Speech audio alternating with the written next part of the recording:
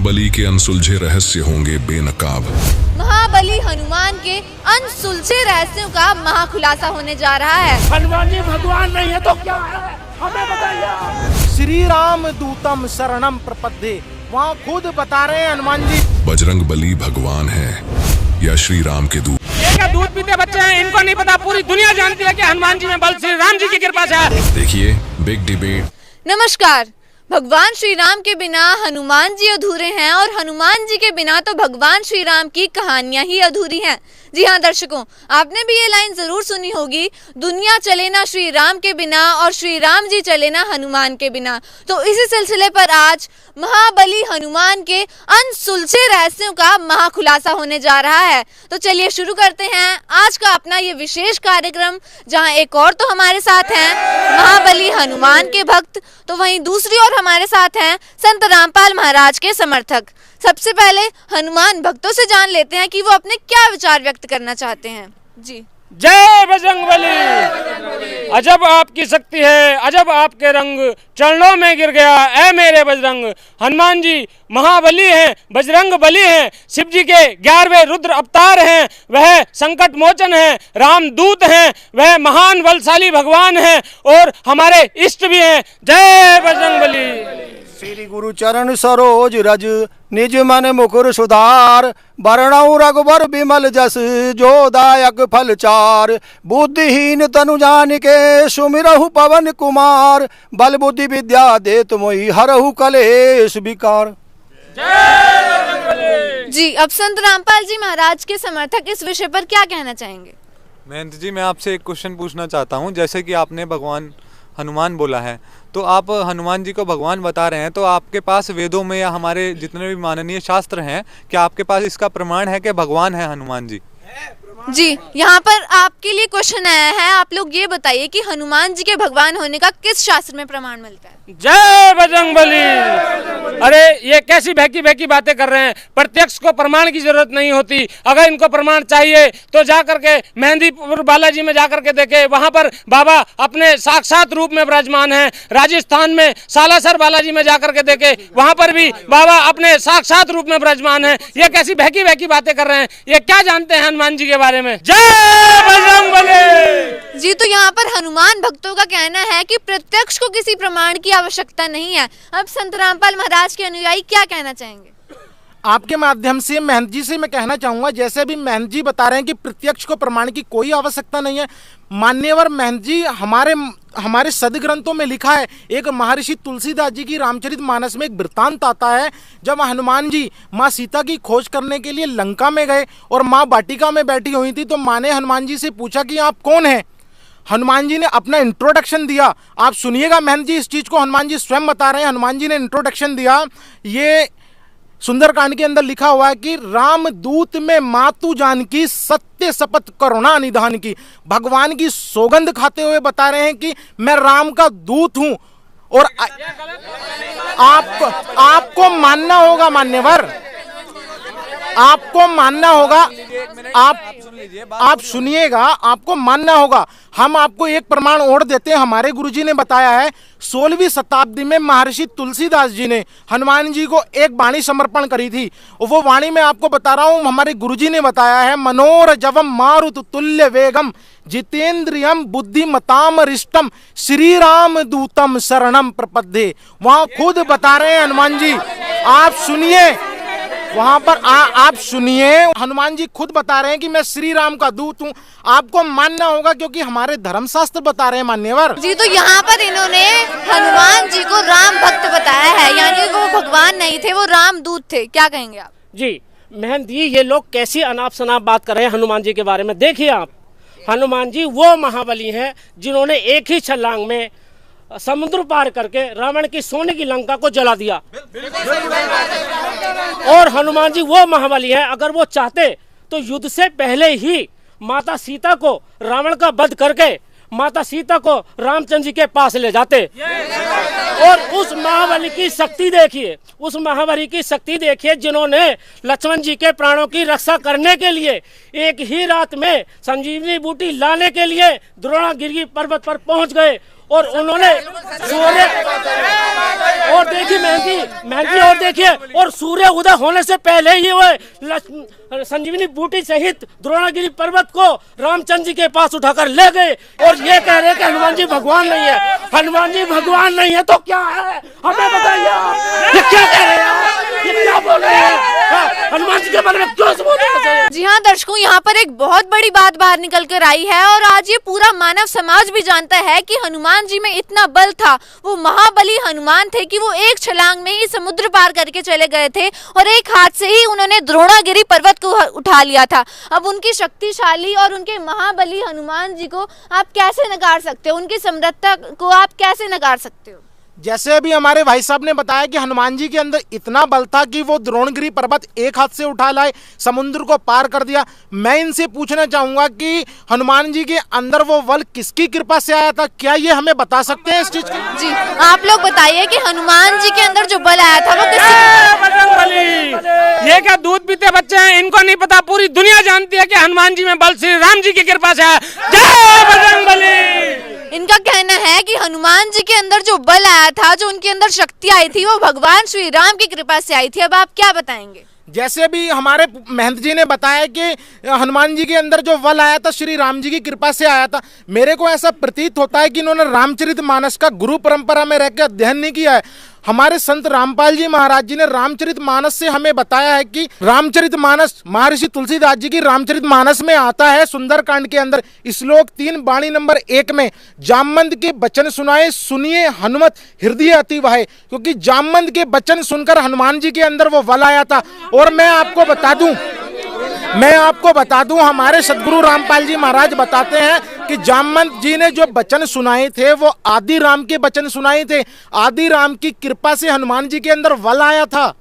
जी इनका कहना है कि हनुमान जी के अंदर जो बल आया था वो आदि राम की कृपा से आया था। क्या बताएंगे आप? जय बजरंगबली। अरे ये क्या हमको दूध पीता बच्चा समझते हैं? हमने बचपन से रामचरितमानस पढ़ा है, हमने तो आज तक कहीं ऐसा नहीं पढ़ा। अगर ये उसमें लिखा है तो ये हमको प्रमाण दें, प्रमाण दें। जी दर्शकों, यहाँ पर बहुत बढ़िया बात ये रहेगी कि हमारे पास पवित्र रामचरितमानस विद्यमान है, तो यहाँ पर ये सबसे सही रहेगा कि हम पवित्र रामचरितमानस में से ही देख लेते हैं। तो दर्शकों अभी यहाँ पर संत रामपाल महाराज जी के समर्थक प्रमाण दिखाने जा रहे हैं। पवित्र रामचरितमानस यहाँ पर रखी है, तो अभी प्रमाण दिखाइए कि ऐसा कहाँ लिखा है? प्रमाण कहाँ है? प्रमाण दिखाइए। हम प्रमाण देखेंगे। जी सर, आप प्रमाण दिखाइए कि पवित्र रामचरितमानस में ऐसा कहाँ पर लिखा है? हमारे सदगुरु रामपाल जी महाराज जी ने जो हमें प्रमाण दिखाए हैं, हम आपको प्रमाण दिखा सकते हैं। आप देखिए, ये रामचरितमानस महर्षि तुलसीदास जी द्वारा रचित है। इसके टीकाकार हनुमान प्रसाद पोदार हैं। ये गीता प्रेस गोरखपुर से प्रकाशित है।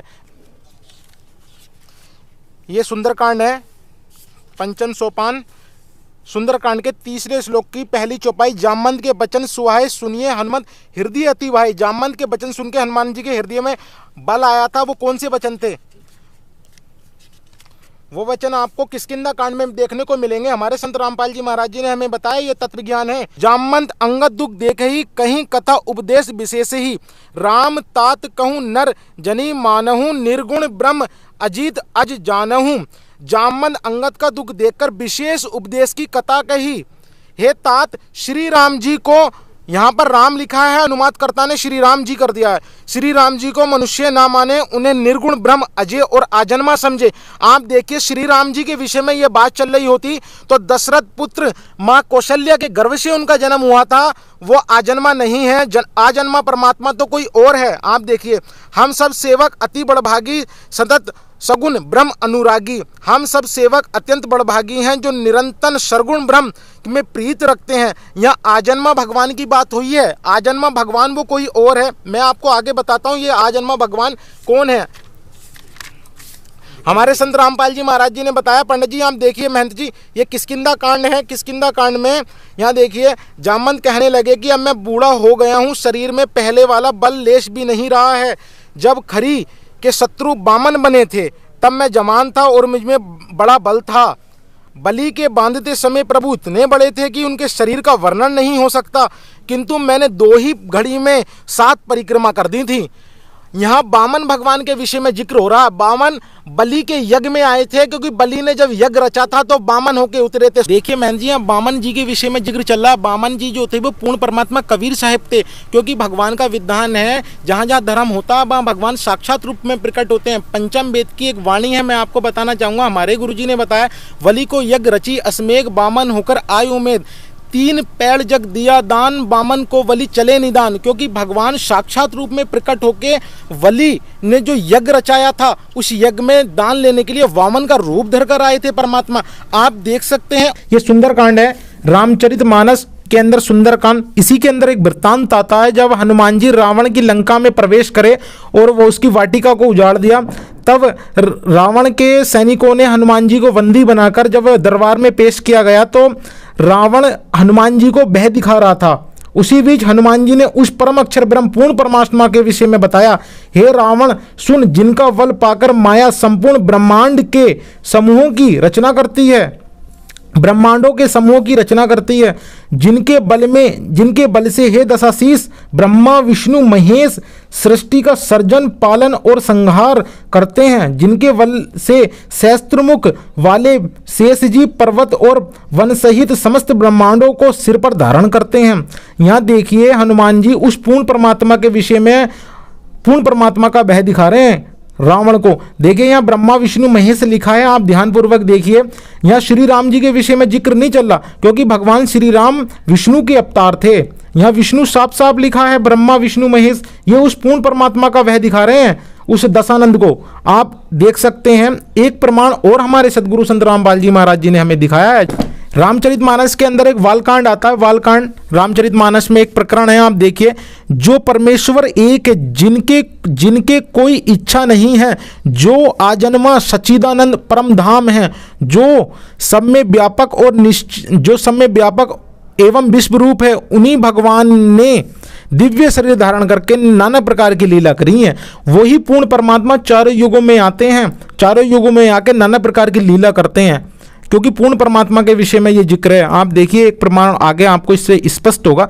वह लीला केवल भक्तों के हित के लिए ही करते हैं, क्योंकि भगवान परम कृपालु हैं और शरणागत के बड़े प्रेमी हैं, जिनकी भक्तों पर बड़ी ममता है और कृपा है, जिन्होंने एक बार जिस पर कृपा कर दी उस पर कभी क्रोध नहीं किया। इससे स्पष्ट हो जाता है कि वो पूर्ण परमात्मा अपने भक्तों पर कृपा करते हैं और भगवान कभी क्रोध नहीं करते, भगवान कभी किसी का मरण नहीं करते, संहार नहीं करते।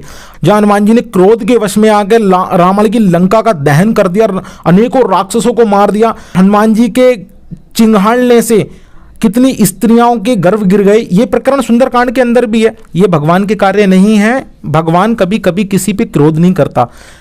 पूर्ण परमात्मा के ये बारे में ये जिक्र है, क्योंकि पूर्ण परमात्मा कभी किसी पे क्रोध नहीं करता। आप ये प्रमाण देखिए, आप इसका क्रॉस चेक भी कर सकते हैं। और जिस आजन्मा भगवान के विषय में जिक्र चला है वो श्री राम जी नहीं है। हनुमान जी को श्री राम जी से बल नहीं आया, आदि राम की कृपा से उनके अंदर बल आया था। वो आदि राम कौन है? हमारे पवित्र वेद भी बताते हैं। पवित्र वेद ऋग्वेद मंडल नंबर 10 सूक्त 4 के मंत्र नंबर 3 में उसका प्रमाण है, आप देख सकते हैं मान्यवर। आपको मानना होगा, हमारे सदगुरु रामपाल जी महाराज जी ने ये सारे धर्मशास्त्र खोल के हमें पढ़ाए हैं। आप देखिए इस प्रमाण को। तो दर्शकों भी संत रामपाल जी के समर्थकों ने पवित्र रामचरितमानस से ये प्रमाण दिखाया है कि जामन जी ने जो वचन कहे थे वो आदि राम के विषय में थे, और उस आदि राम के वचन सुनकर ही हनुमान जी में बल आया था। यानी हनुमान जी में जो बल आया था वो आदि राम की कृपा से ही आया था। अब ये प्रमाण देखकर आप क्या कहोगे? हम नहीं मानते, ये सब मनगढ़ंत कहानियां हैं, और हम बचपन से रामचरितमानस को पढ़ते आए हैं। हमने तो आज तक इसमें कहीं नहीं लिखा हुआ देखा, ये इनकी अपनी छपाए हुए वेद हैं, हम नहीं मानते। जी हाँ दर्शकों, इनकी बात में भी बहुत बड़ा दम है कि ये लोग सभी हनुमान भक्त बैठे हैं और ये सब बचपन से ही हनुमान जी की पूजा अर्चना करते आ रहे हैं, रामचरितमानस को पढ़ते आ रहे हैं। अब आप लोग एकदम से ही इन्हें प्रमाण दिखा रहे हो जो आज तक इन्होंने बचपन से नहीं पढ़ा, क्या कहोगे आप? आपकी खुद की छपाई हुई पुस्तकें तो नहीं है ये? नहीं, ये खुद की छपाई हुई पुस्तक नहीं है। आपके माध्यम से महंत जी से मैं कहना चाहूंगा, हमारे सदगुरु रामपाल जी महाराज जी ने सारे धर्मशास्त्रों को खोल के हमें दिखाया है। आज हम पढ़े लिखे हैं, शिक्षित हैं समाज के, और आप देख सकते हैं ये रामचरितमानस महर्षि तुलसीदास जी द्वारा रचित है। इसके टीकाकार हनुमान प्रसाद पोदार हैं और ये गीता प्रेस गोरखपुर से प्रकाशित है।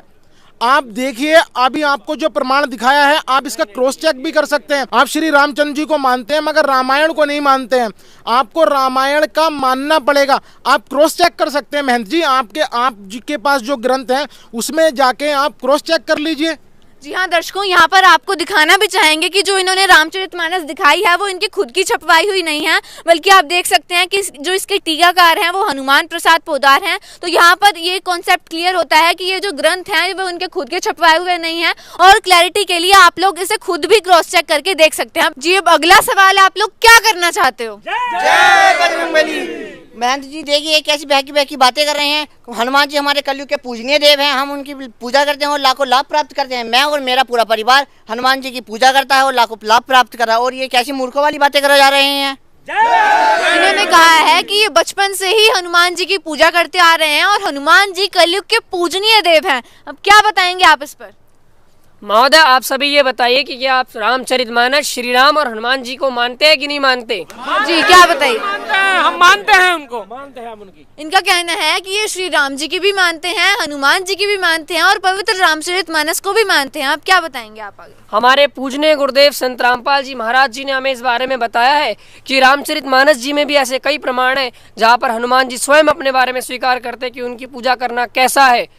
रामचरितमानस के ही सुंदरकांड हनुमान जी स्वयं स्वीकार करते हैं कि कहो कवन में परम कुलीना, वानर अति चंचल सब हीना, प्रात ले जो नाम हमारा, ते दिन ताहि ना मिले आहारा। अर्थात हनुमान जी स्वयं कहते हैं कि मैं अति चंचल वानर हूँ, जात का कुलीन वानर चंचल हूँ। और लिखा हुआ है रामचरितमानस में, सुन लीजिए लिखा हुआ है रामचरितमानस में, प्रमाण है वहाँ पर। पूरी बात सुन लीजिए, हनुमान जी वहाँ पर कहते हैं कि प्रातः सुबह जो मेरा स्मरण करेगा, जो मेरा नाम लेगा, उसे उस पूरे दिन अन्न आहार प्राप्त नहीं होगा, भोजन प्राप्त नहीं होगा। हनुमान जी ने स्वयं इस बात को स्वीकार किया है सुंदरकांड में। आपके मानने नहीं मानने से कुछ नहीं होता, रामचरितमानस जी में लिखा हुआ है रामचरितमानस में। आपके मानने ना मानने। सर आप और आगे क्या बताओगे? जैसा कि अभी भगत भाई ने हमारे बताया कि हनुमान जी ने नाम के लिए मना करा है, हमारे संत रामपाल जी महाराज जी ने शास्त्रों से ही प्रमाणित करा है कि गीता अध्याय 16 के श्लोक 24 में बताया गया है कि अर्जुन को गीता ज्ञानदाता कह रहे हैं तेरे कर्तव्य और अकर्तव्य की व्यवस्था में शास्त्र ही प्रमाण है। और इसी के साथ साथ 16 के 23 में भी बताया गया है जो शास्त्र विधि को त्याग कर मनमाना आचरण करते हैं ना उनकी गति होती है ना उन्हें सुख की प्राप्त होती है। महंत जी इस प्रकार से तो हनुमान जी की सारी भक्ति साधना आपकी शास्त्र विरुद्ध है, बताइए। तो यहाँ पर संत रामपाल जी के अनुयायियों ने पवित्र रामचरितमानस से इतना बड़ा प्रमाण दिया है कि हनुमान जी खुद कह रहे हैं प्रातः ले जो नाम हमारा, यानी जो सुबह उनका नाम लेता है उसको आहार भी प्राप्त नहीं होता। यानी वर्षों से चलो आ रही जो हनुमान पूजा है उसको शास्त्रों में बिल्कुल ही शास्त्र विरुद्ध बताया गया है। और हमारी डिबेट जिस प्रकार से शुरू हुई थी कि हनुमान जी के अनसुलझे रहस्यों का महाखुलासा होगा, तो वो महाखुलासे होने शुरू हो चुके हैं। पवित्र शास्त्रों से इन्होंने प्रमाण देने शुरू कर दिए हैं कि हनुमान जी की जो पूजा है वो शास्त्र विरुद्ध है। सर और क्या बताना चाहते हैं? मैं आपके माध्यम से इन महंत जी को बताना चाहूँगा, जैसे अभी हमारे भगत भाई ने इतने सारे प्रमाण बताए हैं, हमारे सदगुरु रामपाल जी महाराज जी बताते हैं एक प्रमाण और हम आपको बताते हैं। हमारे सदगुरु रामपाल जी महाराज जी ने बताया कि महर्षि वाल्मीकि जो रामायण है उसके अंदर एक वृत्तांत आता है। महर्षि वाल्मीकि रामायण में 55वां सर्ग, उसके अंदर जब हनुमान जी लंका में गए, जब लंका का दहन कर दिया, क्रोध में आके हनुमान जी ने पूरी लंका का दहन कर दिया। और ये कार्य करने के बाद हनुमान जी को बहुत गलीनी महसूस होने लगी क्योंकि उन्होंने क्रोध के वश में आके पूरी लंका फूंक दी। इसके बाद उन्हें अपने आप पे शर्म सी आने लगी कि मैंने कितना कृत कार्य कर दिया, कि मैं कितना पाप का भागी हो गया। फिर उनके मन में ये विचार आने लगा कि इस आग के अंदर जलकर माँ सीता भी भस्म हो गई होंगी, मैंने कितना गलत कार्य कर दिया है।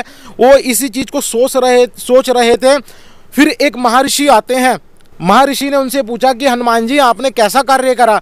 तो हाँ, हनुमान जी ने कहा हाँ ऋषिवर मेरे से बहुत गलत कार्य हो गया। फिर ऋषि जी ने कहा कि हाँ भगवान की कृपा से माँ सीता जिंदा है। आप हनुमान जी को त्रिकालदर्शी भगवान बता रहे हैं, क्या भगवान के ऐसे कार्य होंगे वो किसी को नष्ट कर सकते हैं? हनुमान जी ने पूरी लंका का दहन कर दिया, ये भगवान के कार्य नहीं है। भगवान होते हनुमान जी तो उन्हें ये भी नहीं पता कि सीता जिंदा है या जल गई। मान्यवर थोड़ा विचार कीजिए, बुद्धि है आपके पास, इस बुद्धि का यूज कीजिए। जी हाँ दर्शकों, यहाँ पर संत रामपाल जी के अनुयायियों ने एक और प्रमाण दिया है और इन्होंने शास्त्रों से प्रमाण देके बताया है कि हनुमान जी भगवान नहीं है, उनकी पूजा व्यर्थ है। और आप लोग क्या पूछना चाहते हो? जय बजरंगबली। ऐसी बातें जिसका ना कोई सर है और ना पैर हमने पहली बार सुनी है। हनुमान जी जो कलयुग के इष्ट देव हैं, इन्होंने हमारे इष्ट देव पर लांछन लगाने का कार्य किया है। हम खुद हनुमान चालीसा का पाठ करते हैं और हमको लाखों सुख प्राप्त हो रहे हैं, और ये कह रहे हैं जो हनुमान का नाम लेता है उसको आहार तक प्राप्त नहीं होता। ये बिल्कुल झूठी बातें हैं। आप क्या बता दें? मुझे बहुत सारे सुख प्राप्त हुए हैं। ये किस झूठे आधार पर बोल रहे हैं ये सब? जय बजरंगबली। तो दर्शकों कहीं ना कहीं इनका कहना भी सही है, क्योंकि ये हनुमान जी की पूजा वर्षों से करते आ रहे हैं और हनुमान जी की पूजा करने से इन्हें सर्व सुख सुविधाएं भी प्राप्त हो रही हैं। कहीं ना कहीं जो संत रामपाल जी के अनुयायियों ने प्रमाण दिया था कि जो हनुमान जी की पूजा करता है उसको आहार भी प्राप्त नहीं होता, ना उसको सुख मिलते हैं, लेकिन वहीं वहाँ पर ये क्वेश्चन मार्क खड़ा हो जाता है क्योंकि इनको सुख सुविधाएं प्राप्त हो रही हैं। अब इस विषय में संत रामपाल जी महाराज के अनुयायी क्या बताना चाहेंगे? हम आपको ये बताना चाहेंगे, जो आज आपको लाभ मिल रहे हैं वो आपके प्रारब्ध के पुण्य कर्मों की वजह से लाभ मिल रहे हैं। अगर वो आपके पुण्य कर्म खत्म हो जाएंगे तो आपको लाभ मिलने बंद हो जाएंगे। जैसे कि इन्वर्टर की बैटरी जितना चार्ज होती है उतनी ही आउटपुट देती है, लेकिन अगर वो उसके चार्ज खत्म हो जाता है, मतलब आपके आज जितने भी पुण्य कर्म पुराने पिछले जन्मों के हैं अगर खत्म हो जाएंगे तो आपको आगे मिलने वाले लाभ जो हैं, जो सुख हैं, वो नहीं मिलेंगे। इसलिए आपको तत्वदर्शी संत की शरण में आकर उससे नाम दीक्षा लेकर भक्ति करनी पड़ेगी। तो दर्शकों यहाँ पर इनकी तरफ से ये बात स्पष्ट होती है कि जो सर्व सुख सुविधाएं इन्हें मिल रही हैं वो पिछले जन्म के संस्कारों के कारण है, और फ्यूचर में सुख प्राप्त करने के लिए तत्वदर्शी संत की शरण ग्रहण करनी होगी। जी, ये हिंदू विरोधी हैं, ये गलत बोल रहे हैं। इनकी बात का कोई निराधार नहीं है, ये किसी आधार से नहीं बोल रहे हैं। जय बजरंग। आप देख सकते हैं कितना आक्रोश यहाँ पर हनुमान भक्तों के अंदर देखने को मिल रहा है। इन दोनों की विचारधाराएं बहुत ही अलग अलग यहाँ पर सामने आ रही हैं। अब और जानते हैं कि इनके अंदर से क्या प्रश्न निकल कर आते हैं। जी सर, क्या बोलेंगे? मैं हनुमान जी का नित्य दिन मंत्र जाप करता हूँ, ओम हंता हनुमंता नमः, और उनका अष्टक पाठ करता हूँ। क्या मुक्तापुर बातें कर रहे हैं? यहाँ पर मंत्र जाप के बारे में इन्होंने कहा है कि ये नित्य ही हनुमान जी के मंत्रों का जाप करते हैं और भक्ति मार्ग में मंत्र जाप को विशेष स्थान भी दिया जाता है। अब संत रामपाल महाराज के अनुयायी मंत्र जाप के विषय में क्या बताएंगे? देखिए, पहले मैं भी हनुमान जी की भक्ति करता था, लेकिन मुझे तो इसका कोई बेनिफिट नहीं हुआ। आपकी भक्ति निराधार है, इसका कोई आधार नहीं है, ये शास्त्र विरुद्ध भक्ति है। जब से मैंने संत रामपाल जी महाराज जी से भक्ति ली है तब से मुझे सर्व सुख प्राप्त हुए हैं। तो यहाँ पर ये कह रहे हैं कि ये भी पहले जाप करते थे, इन्हें कोई लाभ नहीं मिला। देखिए, आप जो मंत्र जो हनुमान जी के दिए जाते हैं उन मंत्रों को आपने सही विधि से नहीं जपा होगा, इसलिए आपको कोई लाभ नहीं हुआ। क्या आपने मंत्र जाप को सही विधि से जाप किया था? मैंने बिल्कुल सही तरीके से भक्ति की थी, जैसे मुझे शास्त्री जी ने बताया था मैंने वैसे ही भक्ति करी थी। मैं मुक्ति धाम में भी जाता था तभी, लेकिन मुझे इसका कोई बेनिफिट नहीं हुआ। तो आप क्या कारण मानते हैं कि आपको लाभ क्यों नहीं मिला? ये शास्त्र विरुद्ध भक्ति है, इसमें कोई शास्त्रों में प्रमाण नहीं है इसका। तो आप लोग ही बताइए कि वास्तविक भक्ति मंत्र कौन से हैं जिनका शास्त्रों में प्रमाण है और जिनसे वास्तव में सुख सुविधाएं प्राप्त हो सकती हैं? जी, अब इन लोगों को लाभ भी हो रहे हैं, मगर ये इनके प्रारंभ के कर्म हैं, उन मंत्रों से लाभ नहीं हो रहे हैं जो ये मंत्र कर रहे हैं, जो हनुमान जी के मंत्र कर रहे हैं। सुन तो लीजिए एक बार, मैं जो बताना चाह रहा हूँ प्रमाण तो दे रहा हूँ ना उस चीज का। जो रामचरितमानस का प्रमाण है उसे तो आप लोग मानेंगे? तो आप रामचरितमानस को भी नहीं मानते हैं।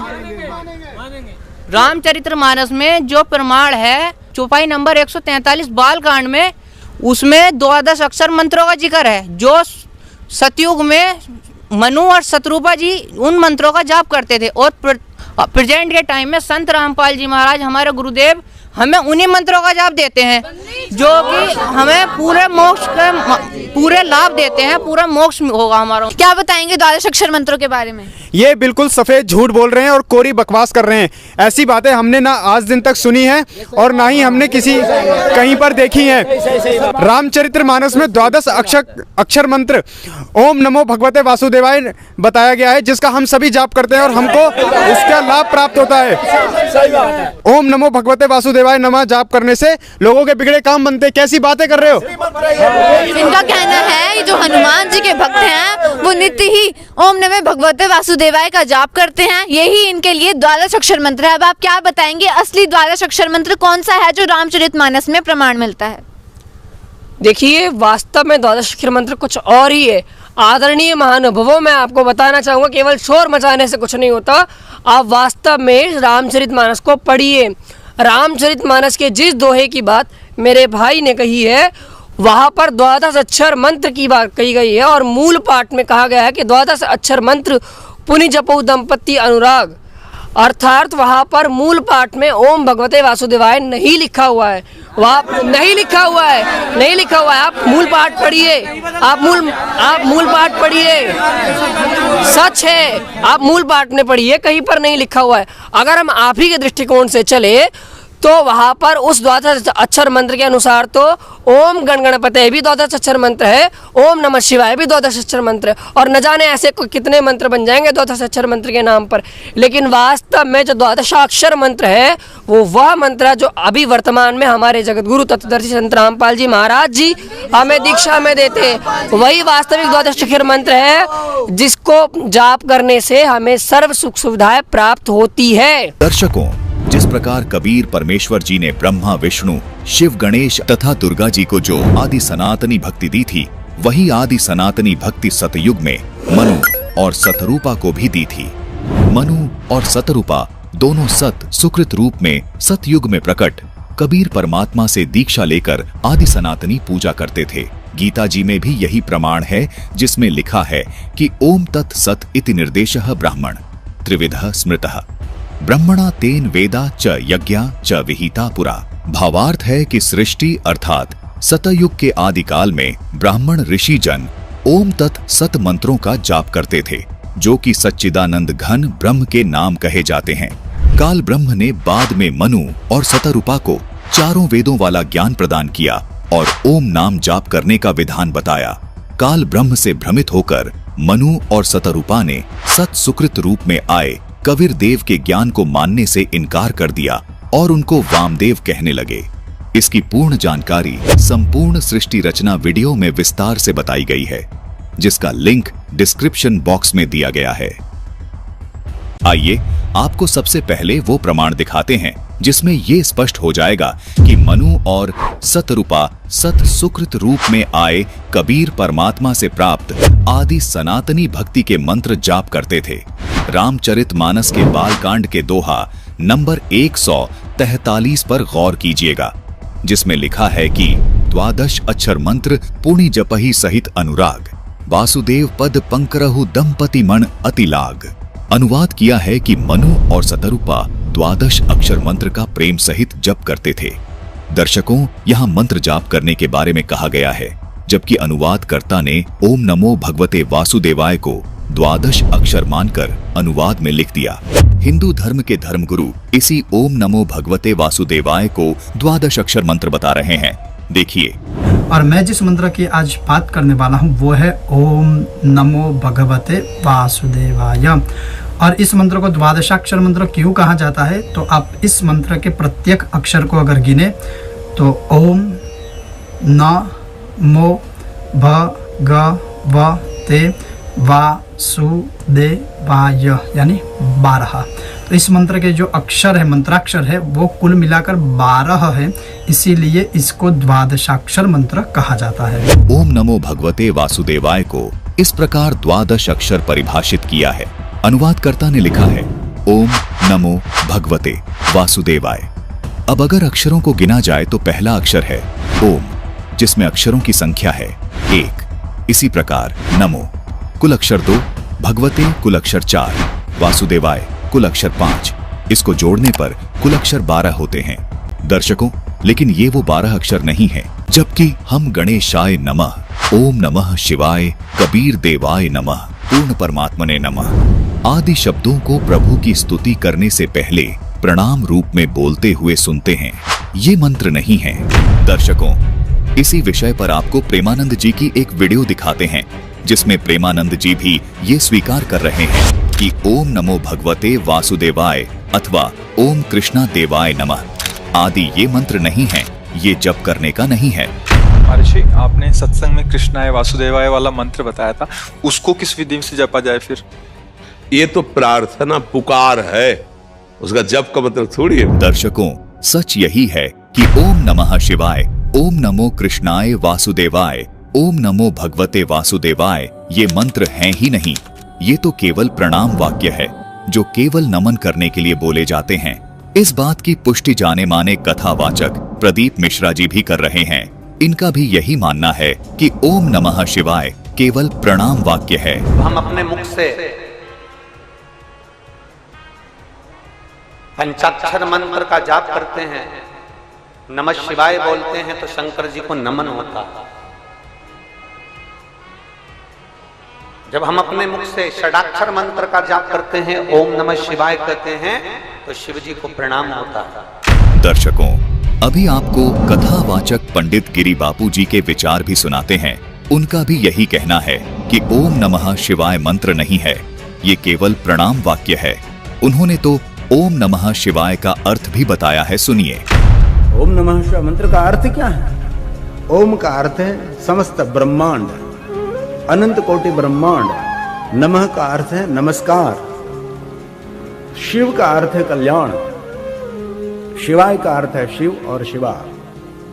हे भगवान शिव और शिवा, नमस्कार करते हम, पूरे ब्रह्मांड का आप कल्याण करो, ऐसा अर्थ इस मंत्र का है। ओम नमः शिवाय कोई मंत्र नहीं है, ये तो सिर्फ प्रार्थना है, प्रणाम रूप में बोले जाने वाला एक वाक्य मात्र है, जैसा कि इन कथावाचकों व धर्म गुरुओं ने खुद भी इस बात को अपने प्रवचनों में स्वीकार किया है। दर्शकों, जिस प्रकार ये प्रमाणित हुआ कि ओम नमः शिवाय मंत्र नहीं है, ये केवल प्रणाम वाक्य है, उसी प्रकार ये 12 अक्षर ओम नमो भगवते वासुदेवाय मंत्र नहीं है, ये भी प्रणाम वाक्य ही है। अनुवादकर्ताओं को 12 अक्षर का यथार्थ ज्ञान न होने से तथा तत्व ज्ञान के अभाव से 12 अक्षर मंत्र को गलत परिभाषित किया है, जबकि मूल पाठ में कहीं भी ओम नमो भगवते वासुदेवाय नहीं लिखा है।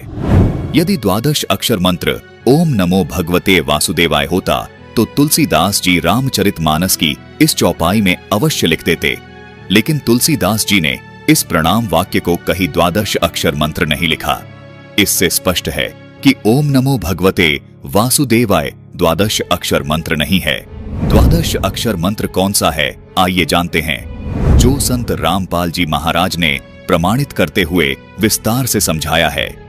इस दोहे का यथार्थ अनुवाद है कि मनु और सतरूपा सतयुग के आदि में 12 अक्षरों के मंत्रों का जाप बड़े ही अनुराग अर्थात कसक के साथ करते थे। पूर्ण परमात्मा अर्थात वासुदेव पर उन राजा और रानी का पूर्ण विश्वास हो गया था। दर्शकों, आपको वासुदेव का अर्थ भी विस्तार से बताएंगे।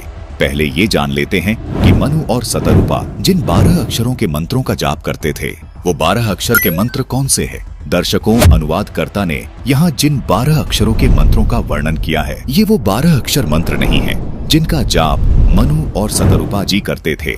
अनुवादकर्ता और वर्तमान धर्म गुरुओं के अनुसार श्री कृष्ण जी वासुदेव हैं, इसलिए उन्होंने मनमाने ढंग से उन 12 अक्षर के मंत्रों को ओम नमो भगवते वासुदेवाय लिख दिया, जबकि श्री कृष्ण जी तो द्वापर युग में हुए हैं तथा मनु और सतरूपा जी सतयुग में हुए हैं। आइए आपको विस्तार से बताते हैं वो 12 अक्षर मंत्र अर्थात वो 12 अक्षर मंत्र कौन से हैं जिनका जाप मनु और सतरूपा जी करते थे। दर्शकों, पहले आपको हिंदू धर्म के 2 शीर्ष शंकराचार्यों के विचार सुनाते हैं, जिनमें एक हैं श्री निश्चलानंद जी और दूसरे हैं श्री माधवाचार्य जी। आइए पहले श्री निश्चलानंद जी के विचार सुनते हैं। एक ही परमात्मा सृष्टि के प्रारंभ में स्वयं को 5 रूपों में व्यक्त करते हैं। उत्पत्ति नामक कृत्य का निर्वाह करने के लिए स्वयं को हिरण्यगर्भ ब्रह्मा बना देते हैं, या हिरण्यगर्भ ब्रह्मा के रूप में व्यक्त होते हैं। स्थिति नामक कृत्य का पालन, रक्षण नामक कृत्य का निर्वाह करने के लिए वे विष्णु के रूप में, श्रीमन नारायण के रूप में स्वयं को प्रकट करते हैं। संहार नामक कृत्य का निर्वाह करने के लिए शिव के रूप में प्रकट करते हैं।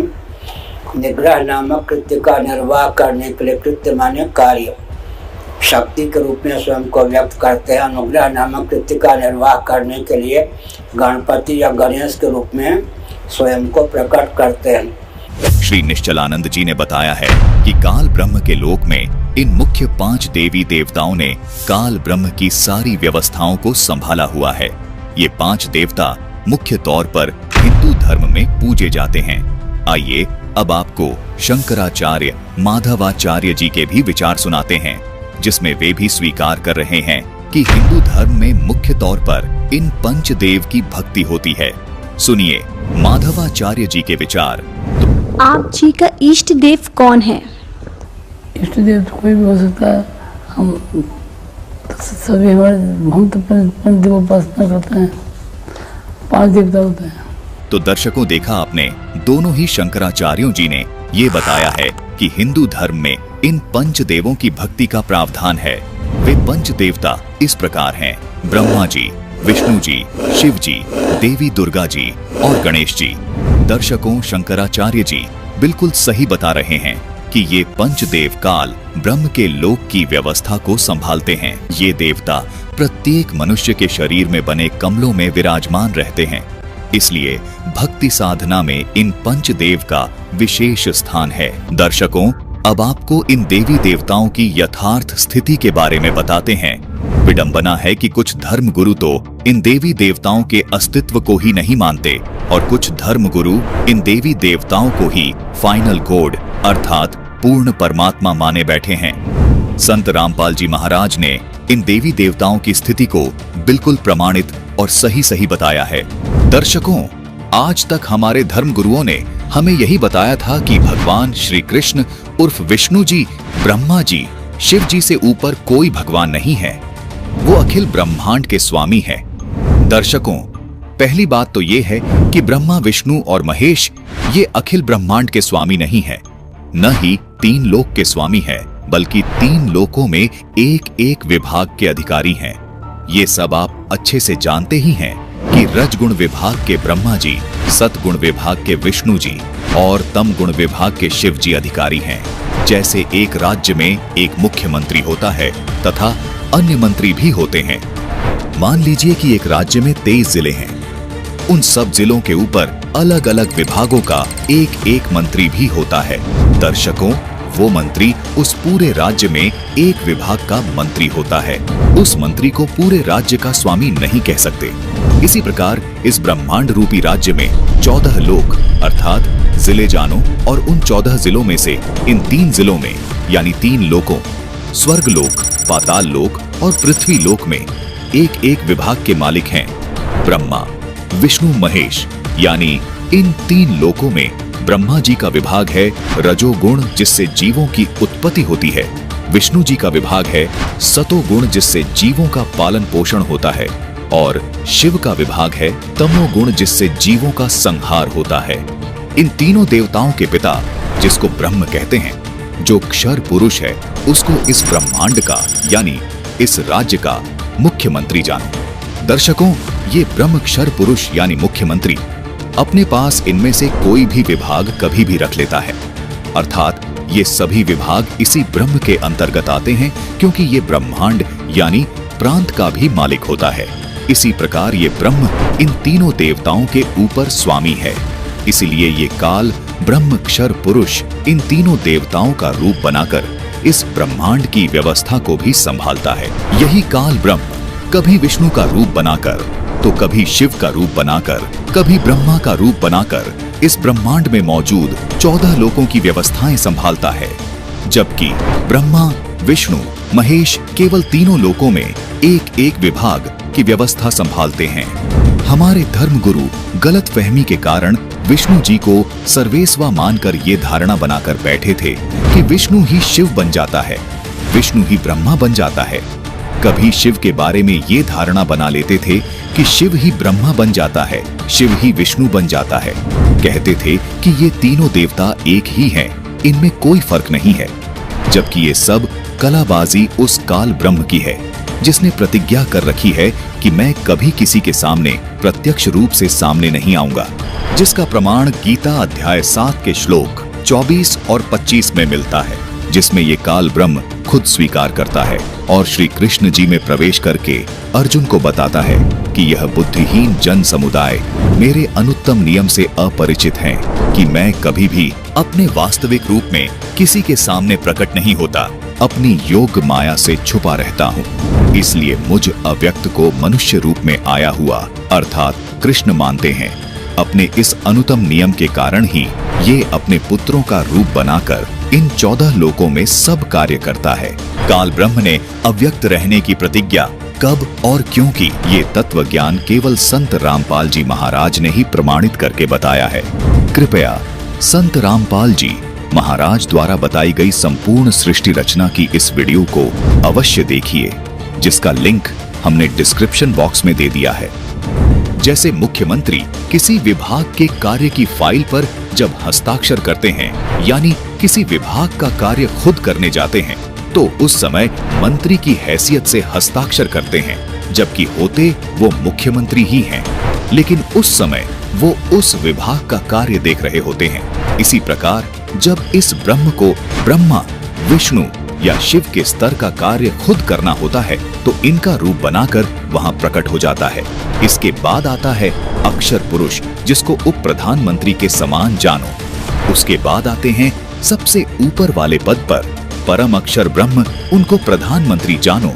वो सब प्रांतों का स्वामी है और किसी भी राज्य के किसी भी जिले में हस्तक्षेप कर सकता है, अर्थात सब राज्यों का यानी सब लोगों पर ऑल ओवर कंट्रोलर होता है। अगर कोई एक विभाग के मंत्री को प्रधानमंत्री बताए तो ये उसकी नासमझी है। यदि कोई ये कहे कि प्रांत का मंत्री कोई मायने नहीं रखता, तो वो भी महामूर्ख है। इसलिए संत रामपाल जी महाराज इन सभी देवी देवताओं से लेकर परम अक्षर ब्रह्म तक की स्थिति को अच्छे से जानते हुए कभी किसी देवता का अर्थात किसी मंत्री का अनादर नहीं करते और न ही किसी मंत्री को प्रधानमंत्री बताकर अर्थात ब्रह्मा, विष्णु, महेश को पूर्ण परमात्मा बताकर उस प्रधानमंत्री यानी पूर्ण परमात्मा का अनादर करते हैं। ऐसी गलती सिर्फ वो लोग कर सकते हैं जिनको ये तत्व ज्ञान नहीं है। दर्शकों, आपसे पुनः निवेदन है कि इन सभी देवी देवताओं की और पूर्ण परमात्मा की संपूर्ण जानकारी प्राप्त करने के लिए डिस्क्रिप्शन बॉक्स में दिए गए लिंक पर क्लिक करके संपूर्ण सृष्टि रचना वीडियो को अवश्य देखिए। दर्शकों, आप संत रामपाल जी महाराज के प्रवचनों पर न सही, लेकिन अपने पवित्र शास्त्रों को कदापि अनदेखा नहीं कर सकते। ये सभी गूढ़ रहस्य संत रामपाल जी महाराज ने हमारे पवित्र शास्त्रों से ही बताए हैं। दर्शकों, काल ब्रह्म के लोक से निकलने के लिए तथा हर प्रकार की सुविधा प्राप्त करने के लिए इन्हीं पंच देवी देवताओं की साधना करनी होती है। दर्शकों, इनसे ये सब सुविधाएं प्राप्त करने के लिए इनकी साधना का 12 अक्षर मंत्र का जाप करना पड़ेगा।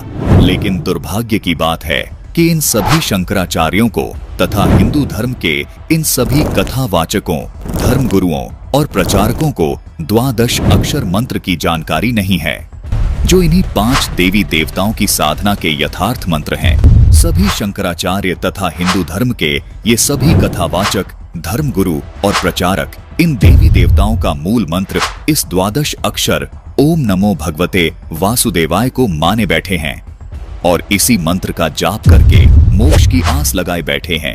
यदि सभी शंकराचार्यों तथा हिंदू धर्म के इन प्रचारकों की बात को सत्य माना जाए, तो ये मंत्र 5 देवताओं की भक्ति अर्थात साधना का नहीं हो सकता, क्योंकि ये मंत्र तो केवल वासुदेव के लिए है, जिसे सभी शंकराचार्य जी श्री कृष्ण अर्थात विष्णु जी के तौर पर मानते हैं। जबकि शंकराचार्य जी खुद ये स्वीकार कर रहे हैं कि हिंदू धर्म में मुख्य 5 देवी देवता हैं, जो काल ब्रह्म की सब व्यवस्थाओं को संभालते हैं और यही पंच देवता इस लोक में सर्व सुविधाएं प्राप्त करवाते हैं। दर्शकों, इन पंचदेव साधना के यथार्थ 12 अक्षर मंत्र आपके सामने उजागर करने जा रहे हैं, जिनको वर्तमान में केवल और केवल तत्वदर्शी संत रामपाल जी महाराज ने ही दुनिया के सामने उजागर किया है। तो आइए देखते हैं मनु और शतरूपा जी इन 5 देवी देवताओं के कौन से 12 अक्षर मंत्रों का जाप करते थे।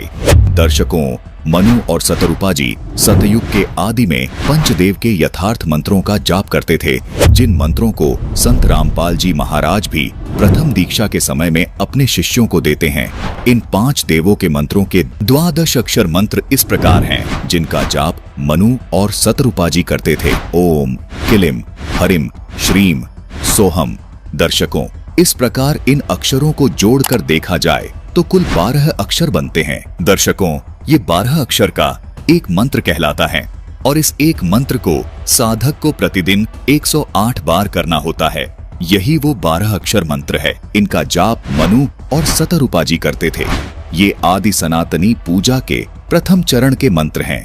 इन्हीं मंत्रों को संत रामपाल जी महाराज अपने शिष्यों को देते हैं। दर्शकों, आप सोच रहे होंगे ये जो ओम शब्द है इसको एक ही अक्षर क्यों गिना गया, जबकि सुनने व बोलने में एक प्रतीत नहीं हो रहा। इस शंका के निवारण के लिए हमें गीता जी अध्याय 8 के श्लोक 13 को देखना होगा, जिसकी संस्कृत में लिखा है कि ओम इति एकाक्षरम, जिसके अनुवाद में लिखा है कि ओम इस एक अक्षर रूप का अर्थात ब्रह्म के नाम का चिंतन करता हुआ। दर्शकों, गीता जी से ये स्पष्ट हो जाता है कि ओम को एक ही अक्षर गिना जाता है। इसी प्रकार यहाँ शिव पुराण में भी प्रमाण है कि वह प्रणव ओम नामक एक अक्षर हो गया। इसी प्रकार रामचरितमानस की इस चौपाई में भी अनुवादकर्ता ने ओम को एक अक्षर गिना है, तभी ये 12 अक्षर होते हैं। दर्शकों, इससे स्पष्ट है कि शास्त्रों के आधार पर ओम शब्द को एक अक्षर ही गिना जाता है। दर्शकों, किसी भी श्रद्धालु को ये शंका नहीं रहनी चाहिए कि ये अक्षर सही हैं या ये वाले अक्षर सही हैं। जैसा कि आप इसी रामचरितमानस की इस चौपाई में देख रहे हैं कि यहाँ अक्षर शब्द लिखा है, यहाँ ये अक्षर शब्द संत भाषा में लिखा गया है, जबकि इस अक्षर शब्द को अगर हम शुद्ध करके लिखेंगे तो ऐसे लिखेंगे। इसमें ना तो च शब्द है और न ही छ शब्द है, लेकिन ये दोनों ही शब्द अक्षर का बोध करवाते हैं। अनुवादकर्ता ने 12 अक्षर शब्द का अर्थ द्वादशाक्षर किया है, यानी अक्षर शब्द को अक्षर लिखा है, जो बिल्कुल ठीक है। इसी प्रकार इन मंत्रों को व्याकरण की दृष्टि से देखने में भिन्नता नजर आ रही है, लेकिन ये इन देवी देवताओं के मूल मंत्र होने का ही बोध करवाते हैं। इसी प्रकार एक और शब्द है, ये देखिए, रामचरितमानस की इस चौपाई में लच्छी शब्द है, जो कि संत भाषा में इस प्रकार लिखा गया है, लेकिन यदि इस शब्द को शुद्ध करके लिखेंगे तो लक्ष्मी शब्द बन जाएगा। इसी प्रकार रामचरितमानस के इस दोहे में ओरु शब्द लिपिबद्ध है, जो कि संत भाषा के दृष्टिकोण से लिखा गया है, लेकिन अनुवादक ने इस शब्द का अनुवाद करते समय ओरु को और लिखा है। दर्शकों, दोनों शब्द समान अर्थ का बोध करवा रहे हैं। इसी प्रकार लच्छी को अनुवादक ने लक्ष्मी लिखा है, अर्थात लच्छी संत भाषा के दृष्टिकोण से लिखा गया है और लक्ष्मी व्याकरण की दृष्टिकोण से लिखा गया है, लेकिन दोनों शब्द श्री लक्ष्मी का बोध करवाते हैं। ठीक इसी तरह जैसे यहाँ ये किलियम शब्द और ये किलिम शब्द दोनों ही श्री गणेश जी के मूल मंत्र का बोध करवा रहे हैं। इसलिए सभी श्रद्धालुओं से निवेदन है कि आप ये देखकर भ्रमित न हो कि एक ही मंत्र अलग अलग तरह से क्यों लिखा अथवा बोला गया है। दर्शकों, ये आदि सनातनी पूजा के प्रथम चरण के 12 अक्षर मंत्र हैं। इन मंत्रों को केवल पूर्ण संत से लेकर ही जाप किया जाता है। तत्वदर्शी संत ही इन मंत्रों को जाप करने की विधि बताता है। आपको शंका हो सकती है कि इन मंत्रों का प्रमाण और किस ग्रंथ में है। दर्शकों, ये तो प्रमाणित हो ही चुका है कि आदि सनातनी पूजा के अंतर्गत आने वाले इन 12 अक्षर मंत्रों को सतयुग के आदि में सत सुकृत रूप में आए कबीर परमात्मा ने मनु और सतरूपा को दिया था, जिसके कुछ वर्ष बाद ये भक्ति लुप्त हो गई। दर्शकों, यही 12 अक्षर मंत्र कलयुग में आज से लगभग 600 वर्ष पहले कबीर परमात्मा ने इन 12 अक्षर मंत्रों का जाप अपने शिष्यों को दिया था, जिसका प्रमाण आपको कबीर शब्दावली के पेज 77 पर देखने को मिलेगा, जिसमें कबीर साहिब जी का एक शब्द है, कर नैनो दीदार महल में प्यारा है। कबीर साहिब जी ने अपने इस शब्द में इन 12 अक्षर मंत्रों को स्पष्ट लिखा है। वाणी है कि कर नैनो दीदार महल में प्यारा है। फिर आगे लिखा है, मूल कमल दल चतुर बखानो, किलिम जाप लाल रंग मानो, देव गणेश तहां रोपा थानो, रिद्धि सिद्धि चवर ढुलारा है, स्वाद चक्र शट दल बिस्तारो, ब्रह्मा सावित्री रूप निहारो, उलट नागिनी का सिर मारो, तहां शब्द ओंकारा है, नाभि अष्ट कमल दल साझा, सेत सिंहासन विष्णु विराजा, हरिम जाप तासु मुख गाजा, लक्ष्मी शिव आधारा है, 12 कमल हृदय के माही, जग गौरी शिव ध्यान लगाई, सोहम शब्द तहां धुन छाई, गण करे जय जयकारा है। षोडश दल कमल कंठ के माही, तेहि मध्य बसे अविद्या बाई, हरिहर ब्रह्मा चवर ढुराई, जहां श्रीम नाम उच्चारा है। दर्शकों, कबीर साहिब जी के इस शब्द में वो 12 अक्षर मंत्र स्पष्ट लिखे हैं जो सृष्टि के आदि में मनु और सतरूपाजी करते थे। यहाँ संत भाषा में शब्दों को अलग तरह से लिखा गया है। दर्शकों, संतों ने अपनी स्थानीय भाषा को मध्य नजर रखते हुए संत भाषा में इन 12 अक्षर मंत्रों को इस तरह लिखा है। व्याकरण की दृष्टि से इन 12 अक्षर मंत्रों को इस तरह लिखा जाता है, लेकिन ये सभी शब्द इन्हीं 12 अक्षरों का बोध करवा रहे हैं। आपको एक प्रमाण और दिखाते हैं। 600 वर्ष पहले कबीर परमात्मा ने इन 12 अक्षर मंत्रों को लिपिबद्ध करवाया, जिसके बाद फिर से इन 12 अक्षर मंत्रों का लोप हो गया था। कबीर परमात्मा ने आज से लगभग 300 साल पहले फिर प्रकट होकर गरीबदास जी महाराज को छुड़ानी में आकर इन 12 अक्षर मंत्रों को प्रदान किया। प्रमाण के लिए देखिए गरीबदास जी महाराज द्वारा रचित अमर ग्रंथ, जिसके ब्रह्म कला अंग में और मुक्ति मुद्रा अंग में ये 12 अक्षर मंत्र स्पष्ट लिखे हैं। देखिए, ये है ब्रह्म कला अंग जिसमें ये 12 अक्षर मंत्र स्पष्ट लिखे हैं, और ये देखिए, ये है मुक्ति मुद्रा अंग जिसमें ये 12 अक्षर मंत्र स्पष्ट लिखे हैं। इन्हीं 12 अक्षर मंत्रों का जाप परमात्मा कबीर जी ने नानक जी को दिया था, जिसको नानक जी स्वयं जाप करते थे।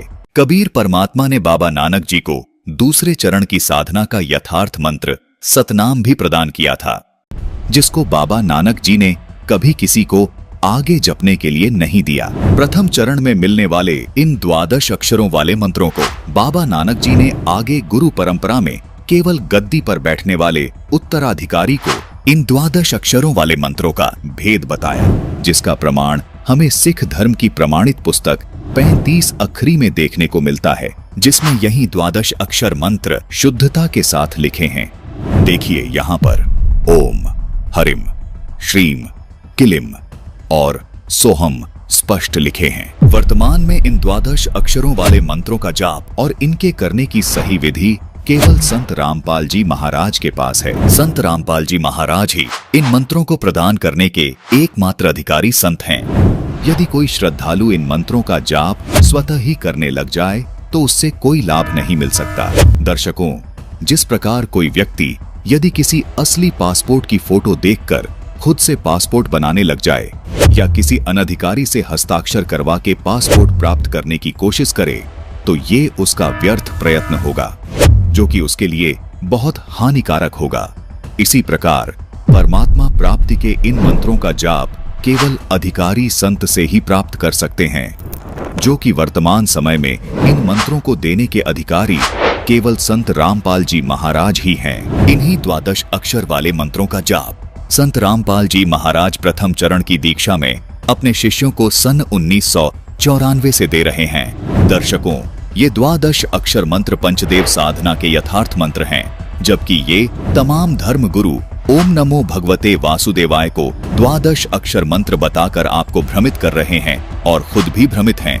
ओम नमो भगवते वासुदेवाय मंत्र श्री कृष्ण जी का यथार्थ मंत्र मानकर जप रहे हैं, जबकि खुद शंकराचार्य जी भी मानते हैं कि हिंदू धर्म में पंचदेव साधना बताई गई है। कोई धर्मगुरु केवल श्री कृष्ण जी का प्रणाम वाक्य ही बोल रहा है, कोई शिव जी का प्रणाम वाक्य ही बोल रहा है, जबकि दूसरी ओर संत रामपाल जी महाराज श्री कृष्ण जी उर्फ श्री विष्णु जी के सहित ये पंचदेव साधना की यथार्थ भक्ति बता रहे हैं। इन धर्म गुरुओं ने जीवन भर आपसे ओम नमो भगवते वासुदेवाय, ओम नमः शिवाय आदि प्रणाम वाक्य जपवाए हैं, लेकिन श्रद्धालुओं को कोई लाभ नहीं मिला। इसका कारण है कि ये यथार्थ मंत्र हैं ही नहीं। आपकी पुकार इन देवी देवताओं तक पहुंच ही नहीं रही। दर्शकों, इसको एक उदाहरण के माध्यम से समझने की कोशिश करते हैं। मान लीजिए आपको किसी मंत्री से लाभ प्राप्त करना है। अब उस मंत्री से लाभ प्राप्त करने के लिए या तो आपको उसके कार्यालय जाकर उनसे रूबरू होकर अपना कार्य करवाना होगा या आप उनसे मोबाइल पर कॉल करके अपना कार्य उनसे करवा सकते हैं। अब यदि कोई व्यक्ति उस मंत्री का खास बनकर आपको किसी साधारण व्यक्ति का नंबर दे दे या कोई गलत नंबर दे दे तो आप उस नंबर से कोई लाभ प्राप्त नहीं कर पाएंगे। आज इसी प्रकार इन धर्म गुरुओं ने इन देवताओं रूपी मंत्रियों के आपको गलत नंबर दे दिए हैं, जिसको आप जिंदगी भर डायल करते रहें लेकिन कोई लाभ नहीं मिल पाएगा। आप जब तक उनकी साधना का सही नंबर डायल नहीं करेंगे तब तक आप उनसे अपना कोई कार्य सिद्ध नहीं करवा पाएंगे। इन देवताओं के सही नंबर अर्थात वास्तविक साधना के मंत्र संत रामपाल जी महाराज के पास हैं। सभी प्रमाणित संतों ने पंचदेव साधना के इन्हीं मंत्रों का जाप किया है जो संत रामपाल जी महाराज बता रहे हैं। पंचदेव साधना के ये 12 अक्षर मंत्र विश्व कल्याण के लिए कितने महत्वपूर्ण हैं, आइए जानते हैं। भविष्यमालिका पुराण में लिखा है कि 2032 तक पूरे विश्व में सत्य सनातन धर्म प्रतिष्ठित हो जाएगा। ऐसा ही संकेत कबीर परमात्मा ने कबीर सागर में किया है कि सारा संसार सत्य भक्ति अपनाएगा और आदि सनातन धर्म पूरे विश्व में प्रतिष्ठित हो जाएगा। दर्शकों, आदि सनातनी पूजा के प्रथम चरण की ये पूजा ही विश्व में सनातन धर्म प्रतिष्ठित करने में अहम भूमिका निभाएगी। दर्शकों, आज विश्व के सभी प्राणी बेशक अलग अलग धर्मों में बटे हुए हैं। विश्व के सभी मानवों यानी स्त्री व पुरुषों के शरीर की संरचना एक जैसी है तथा इनमें बने कमल भी एक जैसे हैं। प्रत्येक साधक को परमात्मा प्राप्ति के लिए और मोक्ष प्राप्त करने के लिए इन्हीं कमलों से होकर गुजरना होता है। इन 12 अक्षर वाले मंत्र का जाप करने से ये कमल अपने आप खुल जाते हैं। हठ योग करने की कोई आवश्यकता नहीं है।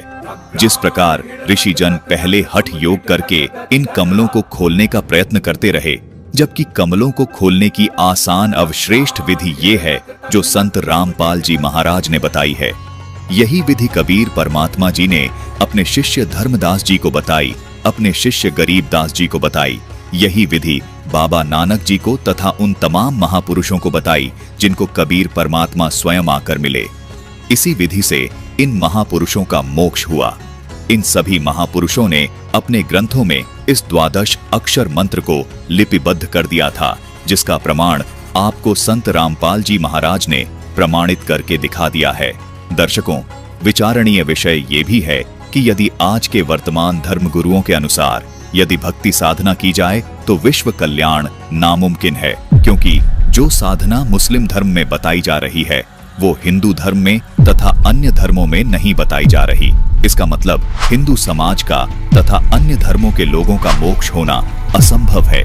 इसी प्रकार जो साधना हिंदू धर्म के धर्मगुरु बता रहे हैं वो साधना मुस्लिम धर्म व अन्य धर्मों में नहीं बताई जा रही।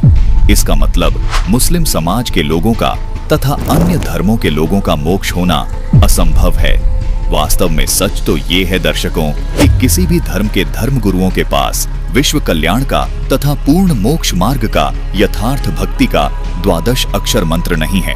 केवल संत रामपाल जी महाराज ही विश्व में एकमात्र ऐसे संत हैं जो विश्व के संपूर्ण मानव समाज के लिए सभी धर्म ग्रंथों में प्रमाणित भक्ति को पूरे मानव समाज के लिए दे रहे हैं।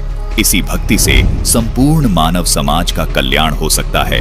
जैसे कबीर जी ने सभी धर्मों की पुण्य आत्माओं को ये सत भक्ति देकर मोक्ष प्रदान किया था, ठीक वैसे ही आज संत रामपाल जी महाराज हर धर्म के धार्मिक लोगों को ये यथार्थ भक्ति प्रदान करके मोक्ष का अधिकारी बना रहे हैं।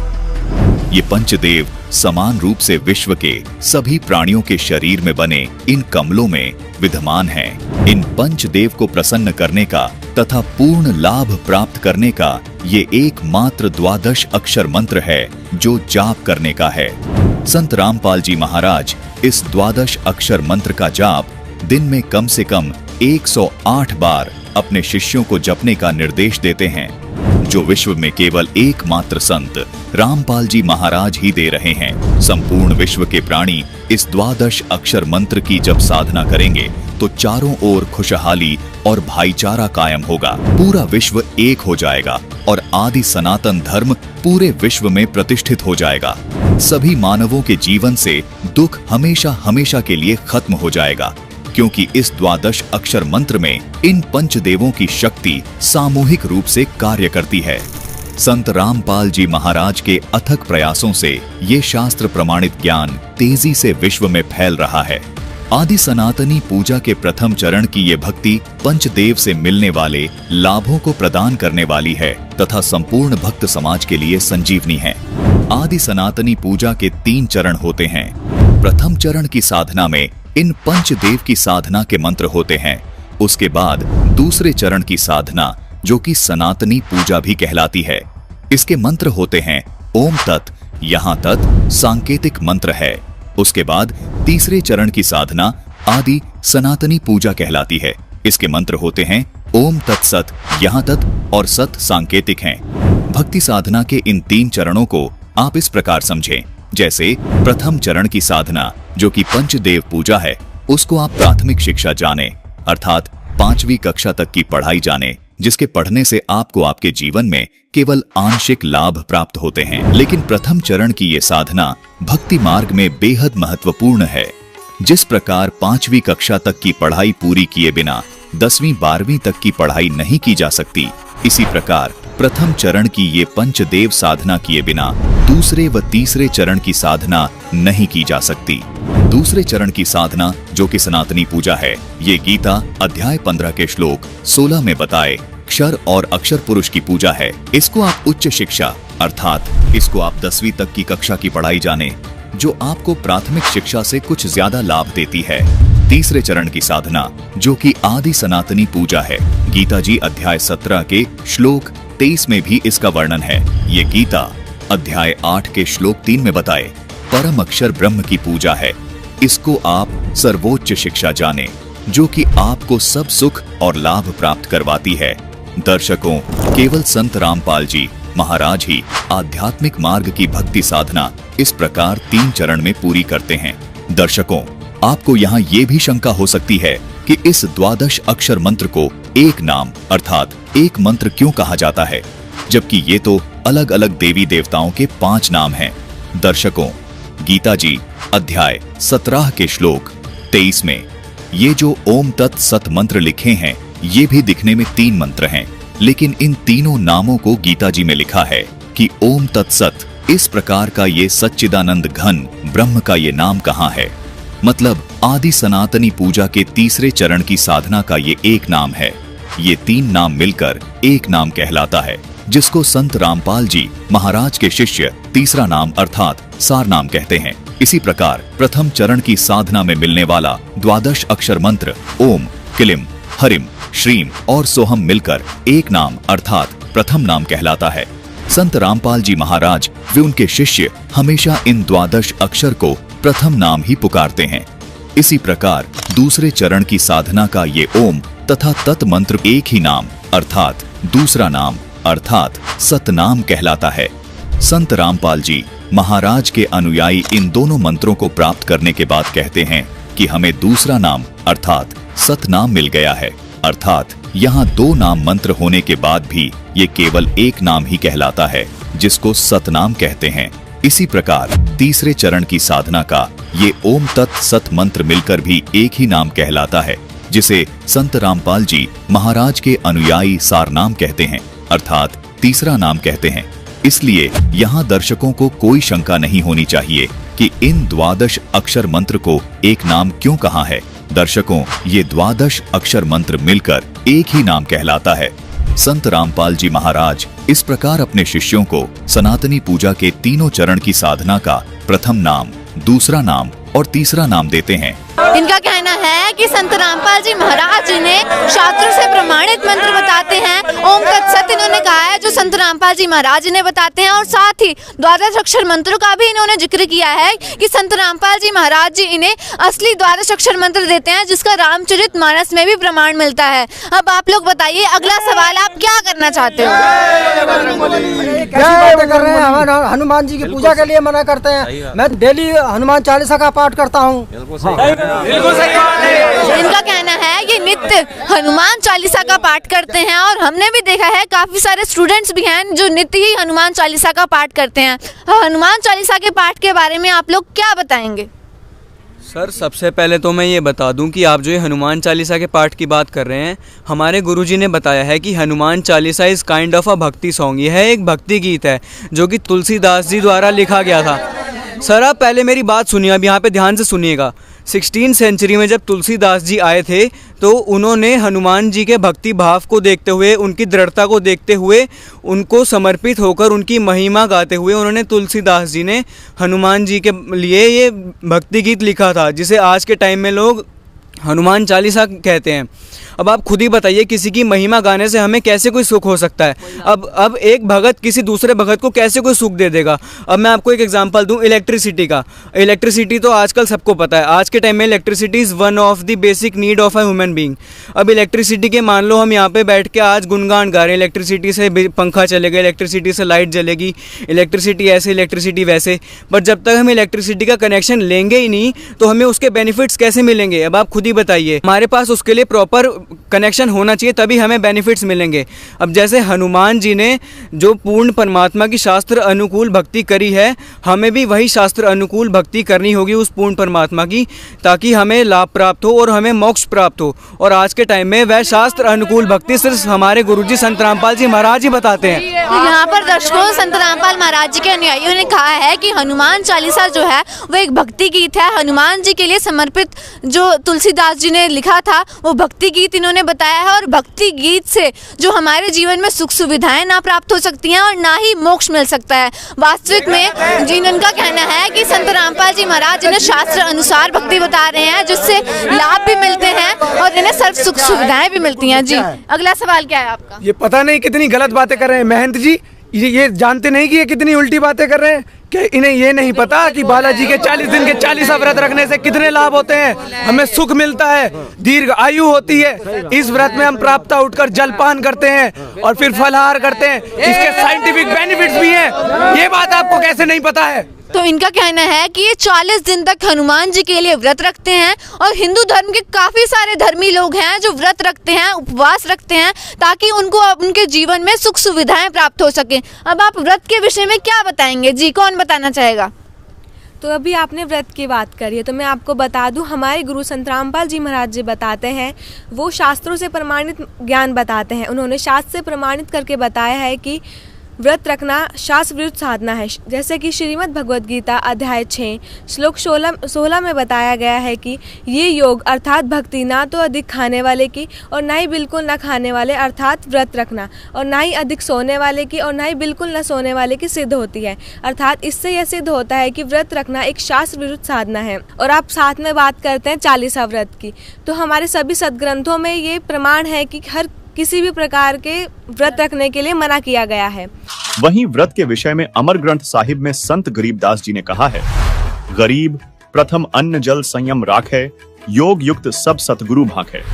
अर्थात अन्न तथा जल को सीमित खावे, न अधिक और न ही कम, यह शास्त्र अनुकूल भक्ति साधना है। साथ ही अमर ग्रंथ साहिब के पारख के अंग में लिखा है, तीर्थ व्रत करे जो प्राणी, तिनकी छूटत है नहीं खानी। ये 14 नौमी 12 व्रतम, जिनसे जम जोरा नहीं डरतम। करा एकादशी संजम सोई, करवा चौथ गदेरी होई। 8 साते करे कंदूरी, सो तो बने नीच गरसूरी। अपने आत्माओं कितनी गजब की बात की है, भगवान ने कमाल कर रखा है कि ये 14 नौमी 12 का कोई भी किसी प्रकार का व्रत है जो ये करते हो, इससे काल के दूत नहीं डरेंगे, तुम्हारी चोटी पकड़ कर ले जाएंगे। ये साधना ठीक नहीं। करें एकादशी संजम सोई, करवा चौथ गदेरी होई। होय होय। एकादशी का व्रत रखने वाले और करवा चौथ का व्रत रखने वाली बहन बेटियां कहते हैं कि अगले जन्म में गधी की योनि में जाएंगी। अब करवा चौथ क्या है बता? करवा चौथ एक बहन कहती है करवा चौथ इसलिए कि पति की आयु लंबी हो। एक कह रही थी कि मैं उसी दिन करवा चौथ का व्रत रखी हुई थी और उसी दिन मेरे पति की मृत्यु होगी। इस करवा चौथ ने कति ढाल नहीं अड़ाई। और फिर सद्भक्ति ना करने से कहते हैं अगले जन्म में फिर पशु योनियों में जाओगे। आन धर्म जो मन बसै कोई करो नर नार, गरीबदास जिंदा कहे वो जासी यम द्वार। आन धर्म जो मन बसे, आन धर्म, धर्म में धार्मिक पूजाएं, एक परमेश्वर को छोड़कर जो और साधनाएं मन में बसाए बैठे हैं, चाहे कोई करो नर नार, स्त्री करो चाहे पुरुष करो। गरीबदास जी कह रहे हैं परमात्मा जिंदा रूप में धर्मदास जी को कह रहे हैं वो जागा काल के द्वार, यम द्वार, नरक में जाओगा। कहे जो करवा चौथ कहानी, तास गधेड़ी निश्चय जानी। अब करवा चौथ को जो कहानी सुनाते हैं ना, कई अनपढ़ माई रखा करती व्रत करवा चौथ का रखते हैं अभी, लेकिन हमारे भक्त नहीं रखते। और वो किसी ने बुला के न्यू कहा करती बेटी या कहानी पढ़ कर सुनाइए करवा चौथ की। अब परमात्मा कहते हैं जो करवा चौथ का व्रत रखे वह भी गधी बने, और जो उसने कहानी सुनाओगी वह भी उसी कैटेगरी में होगी। इसके अलावा संत गरीबदास जी ने अमर ग्रंथ साहिब के सुमरण के अंग में कहा है, गरीब कोटिक तीर्थ व्रत करे, कोटि गज करे दान, कोटि अश्व बिपरौं दिए, मिटे न खेंचा तान। साथ ही व्रतों से होने वाली हानि का एक अन्य प्रमाण हम आपको हाथरस तुलसीदास द्वारा लिखित घट रामायण के पृष्ठ 242 से दिखाना चाहेंगे, जिसमें व्रत के बारे में बताते हुए लोमस ऋषि ने कहा है, सहस बरस एकादशी कीन्हा, अंत जन्म माखी कौलीन्हा, ऐसे बर्थ कीन्हा बहुतेरा, ता का सुनु बरतंत निबेरा, प्रथम एतवार को कीन्हा, ता से जन्म चील्हा कौलीन्हा, मंगल बहुविधि बरत रहाई, ता से जन्म सुवर को पाई, अरु पुनि बरत तीज को कीन्हा, कूकर जन्म ताही से लीन्हा, अरु परदोस नेम से कीन्हा, खरकौ जन्म ताही से लीन्हा, बिति पात विधि से विधि कीन्हा, जन्म जाई बंदर कौ लीन्हा, नौमी बरत अष्टमी कीन्हा, तासे जन्म मूस कौ लीन्हा, अरु अनंत 14 पुनि कीन्हा, तासे जन्म ऊंट कौ लीन्हा, और चतुर्थी बरत बखाना, तासे जन्म भैंस का जाना, और बरत करे झार बनाई, पुनि मुक्ति हमने नहीं पाई। इन वाणियों का अनुवाद भी पढ़ें, जिसमें स्पष्ट लिखा है कि 1000 वर्षों तक एकादशी का व्रत किया और अंत में मक्खी का जन्म लिया। इसी प्रकार अनेक बार अनेक व्रतों को किया, उनका तुम वृत्तांत सुनो। सर्वप्रथम इतवार यानी रविवार का व्रत किया, उससे चील्ह का जन्म मिला। मंगल का व्रत अनेक प्रकार के रूपों में रहा, उससे मुझे सुअर का शरीर मिला। उसके बाद तीज का व्रत किया, उसके कारण मैंने कुत्ते का जन्म प्राप्त किया। इसके बाद नियम से प्रदोष व्रत रखा, उसके कारण गधे का जन्म लिया। नौमी तथा अष्टमी का व्रत किया, उससे मुझे मूस यानी चूहे का जन्म मिला। इसके बाद अनंत 14 का व्रत किया, उससे मुझे ऊंट का जन्म मिला। इसके बाद चतुर्थी का व्रत कहा गया, उससे भैंस का जन्म समझो। और नाना प्रकार के व्रतों का अनुशीलन पूरी तत्परता से पूछा, फिर भी मुक्ति नहीं प्राप्त की। अतः इससे यह सिद्ध होता है कि व्रत रखना शास्त्र विरुद्ध साधना है। तो अब आप ही बताइए कि आप शास्त्रों के अनुकूल साधना कर रहे हैं या शास्त्र के विरुद्ध साधना कर रहे हैं? जी आप क्या बताएंगे? मैं भी आपको एक प्रमाण बताना चाहती हूँ, जो कि रामचरितमानस में हमारे गुरुजी संत रामपाल जी महाराज जी ने बताया है कि बालकांड चौपाई में लिखा हुआ है कि जो हमारे संत रामपाल जी महाराज जी ने बताया है, जो वेदों को छोड़कर कुमार्ग पर चलते हैं वे कपट की मूर्ति और कलयुग के पापों की भांडे हैं, बंदी छोड़ सकते। तो दर्शकों, यहाँ पर इन्होंने व्रत करने का शास्त्रों में प्रमाण दिया है कि गीता जी में और साथ ही रामचरितमानस में भी प्रमाण मिलता है कि व्रत करना मनमाना आचरण है, इससे कोई भी लाभ संभव नहीं है और ये शास्त्र विरुद्ध मनमाना आचरण है। अब नेक्स्ट सवाल है, आप लोग क्या करना चाहते हैं? इनकी तरफ से ये स्पष्ट होता है, इन्होंने क्योंकि शास्त्रों से प्रमाण दिया है कि व्रत करना। अरे हनुमान जी तो अष्ट सिद्धि 9 निधि के दाता हैं, उनकी शक्ति से तो हमारे अंदर भी शक्ति आ जाती है और हमारे सभी दुखों का निवारण होता है और उनकी भक्ति करने से हमें बहुत लाभ मिलते हैं। ये लोग कहते हैं कि हनुमान जी की भक्ति करने से कोई लाभ नहीं मिलते, उनकी भक्ति करने से हमें बहुत लाभ मिलते हैं। जय बजरंगबली। महंत जी ने बिल्कुल सही बोला है। मैं भी वर्षों से श्री बालाजी पंथ से जुड़ा हुआ हूँ और हनुमान जी की शक्ति से अनेकों लाभ होते हैं। हाँ दर्शकों, इन्होंने कहा है कि हनुमान जी की भक्ति से बहुत से चमत्कार होते हैं और बालाजी पंथ का इन्होंने जिक्र किया है। वाकई में बहुत से लोग ऐसे हैं जो बालाजी पंथ को मानते हैं और वहाँ पे बहुत से चमत्कार भी होते लोगों ने देखे हैं। अब आप क्या बताएंगे सर? जी जैसे अभी हमारे मान्यवर ने बताया कि बालाजी और हनुमान जी की भक्ति से हमारे अंदर अष्टसिद्धि 9 निधि आ जाती है, मगर हमारे सदगुरु रामपाल जी महाराज जी बताते हैं कि भक्ति मार्ग में इसका कोई यूज नहीं है, ये सिर्फ एक दिखावा है, क्योंकि भक्ति मार्ग में इन चीज़ों का दिखावा है। हमारे सदगुरु रामपाल जी महाराज जो हमें भक्ति मंत्र देते हैं, उस भक्ति मंत्र से हमारे अंदर 24 सिद्धियाँ आ जाती हैं, मगर उन सिद्धियों का हमें यूज नहीं करना है, क्योंकि हमें परम अक्षर ब्रह्म परमात्मा के घर जाना है। क्यों जो ये मानव का जन्म हुआ है ये मोक्ष प्राप्ति के लिए हुआ है। आप बालाजी की बात कर रहे हैं, तो मैं आपसे पूछना चाहूँगा कि बालाजी में स्थापना कैसे हुई है, कि आप मुझे बता सकते हैं बालाजी धाम की स्थापना जी, कैसे? अब आप लोग बताइए कि बालाजी पंथ की स्थापना कैसे हुई है। जय बजरंगी। देखिए, हमको पता है कि बालाजी धाम की स्थापना कैसे हुई है। वो मोक्ष धाम है और परम गति जो होती है वहीं से होती है।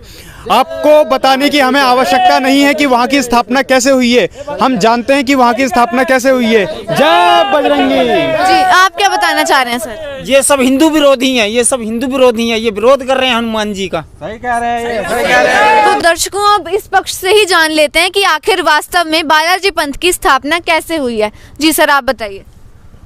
वहाँ बालाजी की स्थापना कुछ इस प्रकार हुई है। हमारे गुरुदेव जगत गुरु तत्वदर्शी संत रामपाल जी महाराज जी ने हमें बताया है कि वहाँ पर एक सच्चा सुंचा भक्त रहता था और उसने सुना था कि गुरु बनाने के भक्ति होती है, तो उसने गुरु भी बनाया। उनके गुरुदेव जी ने बताया कि प्रतिदिन रामचरितमानस का पाठ करना चाहिए, तो उसने रामचरितमानस का पाठ करना शुरू किया।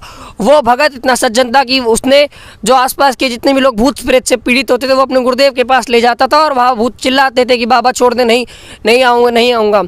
कुछ समय बाद उसके गुरुदेव को कहीं जाना पड़ गया, वो वापस नहीं, उनकी मृत्यु हो गई। लेकिन अब उस भगत ने अपने ही घर पे मंदिर स्थापित कर लिया और कहीं पर पत्थर की मूर्ति मिली, उसे उठा लाया और घी के दिए जलाने लगा। 3 समय हनुमान चालीसा का पाठ करने लगा। कुछ समय के बाद वहाँ पर कुछ समय के बाद वहाँ पर वो भगत जितने भी भूत प्रेत से पीड़ित थे वो अपने ही यहाँ लाने लगा और वो जितने भी भूत प्रेत थे वो चिल्लाते कि बाबा नहीं आऊँगा और उस भगत ने ही प्रवेश कर जाते। इस प्रकार धीरे धीरे जितने भी लोग भूत से पीड़ित होते थे वो सारे के सारे मेहंदीपुर में आने लगे और वही बसने लगे। इस प्रकार वो सारा का सारा मेहंदीपुर जो बालाजी का धाम है पूरा का पूरा भूतगांव बन गया, सच में भूतगांव बन गया। आप बताइए वहाँ सबसे पहले किसकी पूजा होती है? आप बताइए सबसे पहले किसकी पूजा होती है? तो दर्शकों, इन्होंने बताया है कि जो बालाजी धाम है वो पूरा का पूरा भूत गांव बन चुका है और इनके लिए सवाल छोड़ा है। आप लोग बताइए कि बालाजी पंथ में सर्वप्रथम किसकी पूजा होती है? मैं इसका खंडन करना चाहूँगा। ये बिल्कुल झूठ बात है कि वो एक भूत गहा है। सबसे पहले इन्होंने पूछा है कि हम वहाँ पर किसकी उपासना करते हैं। सबसे पहले हम वहाँ पर गुरु वंदना करते हैं, उसके बाद प्रेतराज सरकार की हम पूजा करते हैं, उसके बाद भैरव बाबा की उपासना करते हैं और उसके बाद हम बालाजी की पूजा करते हैं और उसके बाद हम अपने नित्य कर्म करते हैं। प्रेतराज सरकार की जय। अब संत रामपाल महाराज जी के समर्थकों से जानना चाहेंगे कि अब आप लोग क्या उत्तर देना चाहेंगे इसका। जी सर। जैसा कि भाई ने बताया कि हम प्रेतराज की भक्ति करते हैं, तो मैं इन्हें बता दूं, हमारे गुरुजी संत रामपाल जी महाराज जी ने शास्त्रों से प्रमाणित करके बताया, गीता अध्याय 9 के 25 श्लोक में, जो भूतों को पूजेंगे वो भूतों को प्राप्त होंगे, जो पितरों को पूजेंगे पितरों को, और जो देवताओं को पूजेंगे वो देवों को। अर्थात जो पूर्ण परमात्मा की भक्ति करेंगे वो पूर्ण परमात्मा को प्राप्त होंगे। जी मैम, आप क्या बताएंगे? हमारे सदगुरु संत रामपाल जी महाराज जी ने बताया है अपने सत्संगों के द्वारा, माई मसानी सेठ शीतला भैरव भूत हनुमंत परमात्मा उनसे दूर है जो उनको पूजंत। मैं आपसे क्वेश्चन करूंगी कि ये प्रेतराज सरकार कौन है? जी, आप लोग बताइए प्रेतराज सरकार कौन है और साथ ही साथ आपको दर्शकों ये भी स्पष्ट कर दें कि इन्होंने गीता जी से प्रमाण दिया है और साथ ही इन्होंने एक वाणी भी बोली है कि जो भूतों की पूजा करना है वो सब व्यर्थ की साधना है। जी, क्या बताएंगे आप? अरे प्रेतराज सरकार हमारे पूजनीय हैं, हमारे इष्ट हैं और हम उन्हीं को पूजते हैं, हम उन्हीं को मानते हैं। जय। जी सर, बताइए। जैसे अभी हमारे महंत जी ने बताया कि प्रेतराज जी को ये इष्ट रूप में पूजते हैं। पहली चीज तो ये जिसे इष्ट रूप में पूज रहे हैं वो एक भूत है, ये हम नहीं बता रहे, ये इन्हीं के वेबसाइट पे लिखा हुआ, मेहंदीपुर की जो वेबसाइट है उसी पे लिखा हुआ है। जितनी मेहंदीपुर बालाजी से जो प्रकाशित होती हैं बुकें, सभी में प्रेतराज जी का इतिहास लिखा हुआ। और हमारे गुरुजी ने भी बताया है कि मेहंदीपुर धाम एक भूतगाह है। जैसे कि एक प्रकरण आता है, इन्हीं की वेबसाइट पे लिखा हुआ है कि प्रेतराज जी जयपुर के राजा महेंद्र प्रताप सिंह जी थे, जो मृत्यु के पश्चात प्रेत योनि को चले गए और अपनी प्रेत योनि से इतना परेशान थे, बहुत बालाजी में आते जाते यात्रियों को परेशान करते थे। इसी के उपरांत वहाँ पर हनुमान जी से उन्होंने विनती करी कि बाबा में ये मोक्ष दो। बाबा ने मोक्ष तो नहीं दी क्योंकि हनुमान जी मोक्ष के लायक नहीं है। उन्होंने उनसे कहा कि आप यहाँ विराजमान हो जाइए। तो वहाँ प्रेतराज जी बैठे हैं और प्रेतराज जी ने कहा था कि मैं बालाजी में सर्वप्रथम पूजनीय बनूंगा हनुमान जी। तो हनुमान जी ने कहा कि आप पूजनीय देव हैं। मेहंदीपुर में सर्वप्रथम आप जाएंगे तो हनुमान जी की मूर्ति से भी ऊपर उनकी मूर्ति स्थापित है। सर्वप्रथम वहाँ जितने भी यात्रीगण जाते हैं दर्शनार्थ के लिए, प्रेतराज जी के चरणों में पहले भोग लगाते हैं उड़द और चावल और बूरा का। पहली चीज तो इससे सिद्ध होता है कि वहां पर शास्त्र विरुद्ध साधना के साथ ही साथ अन्न का सबसे ज्यादा अपमान होता है, क्योंकि परमात्मा अपनी सूक्ष्म वेद की वाणी में बताते हैं अंजल साहिब रूप है। आप उस साहिब का उस धाम पे अपमान कर रहे हैं तो आप उस धाम से, वहाँ के भगवानों से आप ये चाहते हैं कि वो आपको मोक्ष दे देंगे। पहली चीज तो मैं आपसे बताना चाहूंगा, ना तो अभी हनुमान जी का मोक्ष हुआ है ना प्रेतराज जी का मोक्ष हुआ है। आपकी सारी पूजा विधि शास्त्रों के विरुद्ध है मान्यवर। जो आप पूजा पाठ कर रहे हैं, सारी भूत पूजा कर रहे हैं, इससे आपका मोक्ष नहीं होगा मान्यवर। आपके मानने या ना मानने से फर्क नहीं पड़ता, क्योंकि हमारे सभी धर्मशास्त्र बता रहे हैं। जैसे मैं आपको एक प्रमाण देना चाहूंगा, श्रीमद् गीता में अध्याय नंबर 18 के श्लोक नंबर 62 में भगवान बता रहे हैं, हे अर्जुन तू उस पूर्ण परमेश्वर की शरण में जा जिसकी शरण में जाने के बाद तुझे सर्व सुख और परम शांति मिलेगी। मैं आपको बताना चाहूंगा हमारे धर्मशास्त्र तो कुछ और बता रहे हैं और आप जो साधना कर रहे हैं वो व्यर्थ है। इससे आपका मोक्ष संभव नहीं है। तो दर्शकों, यहाँ पर संत रामपाल महाराज जी के अनुयायियों ने शास्त्रों से ये प्रमाणित करके बताया है कि जो भूत पूजा है वो व्यर्थ की साधना है। अब आप लोग क्या बताएंगे? अरे ये कैसी बातें कर रहे हैं। मैं तो खुद बालाजी की गद्दी पे बैठता हूँ और मेरे को वहाँ जो शक्ति आती है, वहाँ कितने भूतों से परेशान लोग आते हैं, मैं उन सबके भूतों को दूर करता हूँ। और ये कैसी बातें कर रहे हैं। जय बाजरंगबली। दर्शकों, यहाँ पर ये बालाजी के जो महंत हैं, इनका कहना है कि ये खुद बालाजी की गद्दी पर बैठते हैं और आज भारत में भी ऐसे बहुत से महंत हैं जो ऐसे चमत्कार और कार्य किया करते हैं। अब संत रामपाल जी के समर्थकों से जानना चाहेंगे, आप क्या बताएंगे इस विषय में? मैं आपको महंत जी बताना चाहूँगा, जो आप ये कृत कार्य कर रहे हैं ना, इन कार्य को मैं करके छोड़ चुका हूँ। सूक्ष्म वेद की एक वाणी है कि पीछे लगा जाऊँ था लोक वेद के साथ, रास्ते में सदगुरु मिले और दीपक दे दिया हाथ। जब मेरे परमात्मा ने मेरे ज्ञान के चक्षु बना दिए ना, तो मुझे ये अमृत ज्ञान समझ में आया। जो आज कार्य आप कर रहे हैं ना, मैं 20 साल तक महंत की गद्दी पे विराजमान रहा हूँ। शिव शक्ति बालाजी दरबार में मैंने खुद गद्दी लगाई है। जो आप ये कार्य कर रहे हैं सब ये व्यर्थ है। आप जिन शक्तियों से आप सोच रहे हैं कि हमारे मनोकामना पूर्ण हो रही है, हमारे साथ बाबा का आशीर्वाद है, जिस दिन आपकी बैटरी खत्म हो जाएगी ना, उस दिन इस चीज़ का आपको पता चलेगा। जब तक मेरे पुण्य चल रहे थे तो मुझे बालाजी महाराज लाभ दे रहे थे। जब मेरे, आप इस चीज को धैर्य पूर्वक सुनिए, ये हो सकता है भविष्य में आपके साथ भी घटना घटित हो। आप सुनिएगा इस चीज को, रिएक्शन मत करना कोई भी, क्योंकि मैं आपको बताना चाहूंगा जब तक बैटरी चलती है तब तक तो पुण्य होते हैं। मेरे को भी ऐसे ही लग रहा था, मैं जिसको स्पर्श कर दिया करता था उसको अनेकों लाभ मिल जाते थे।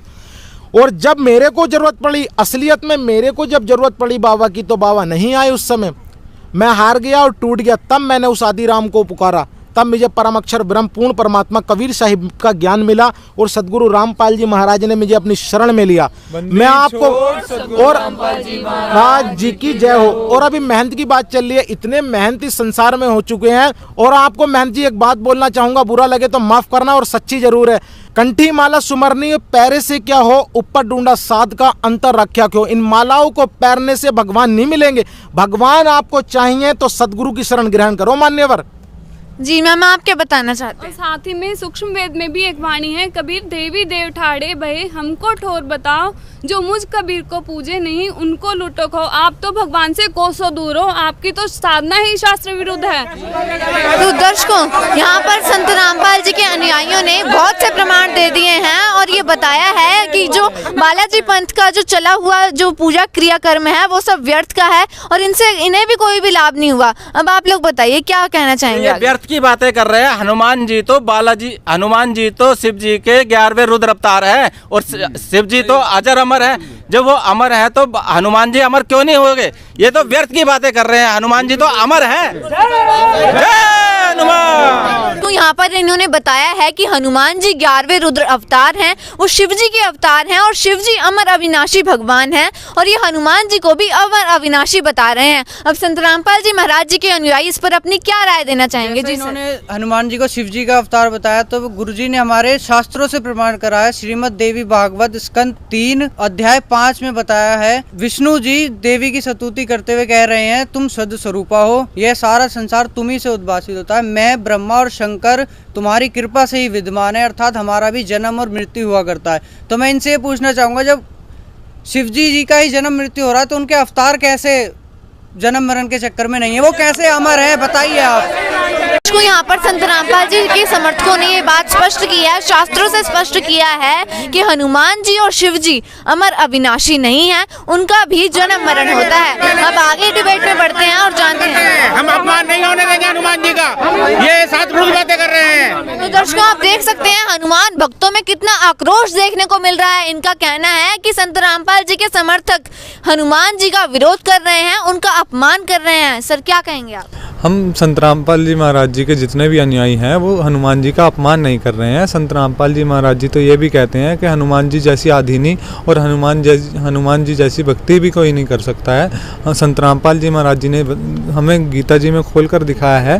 गीता अध्याय नंबर 7 के श्लोक नंबर 12 से लेकर 15 तक में ये बताया है, जो तीनों गुणों की भक्ति करते हैं वो मनुष्य में दूषित कर्म करने वाले मूर्ख व्यक्ति होते हैं और वो गीता ज्ञानदाता को भी नहीं बचते हैं। जैसे कि आप हनुमान जी की पूजा करते हैं तो हनुमान जी भी शिव जी के अवतार थे, तो इसी प्रकार हनुमान जी की पूजा करना भी व्यर्थ होगा।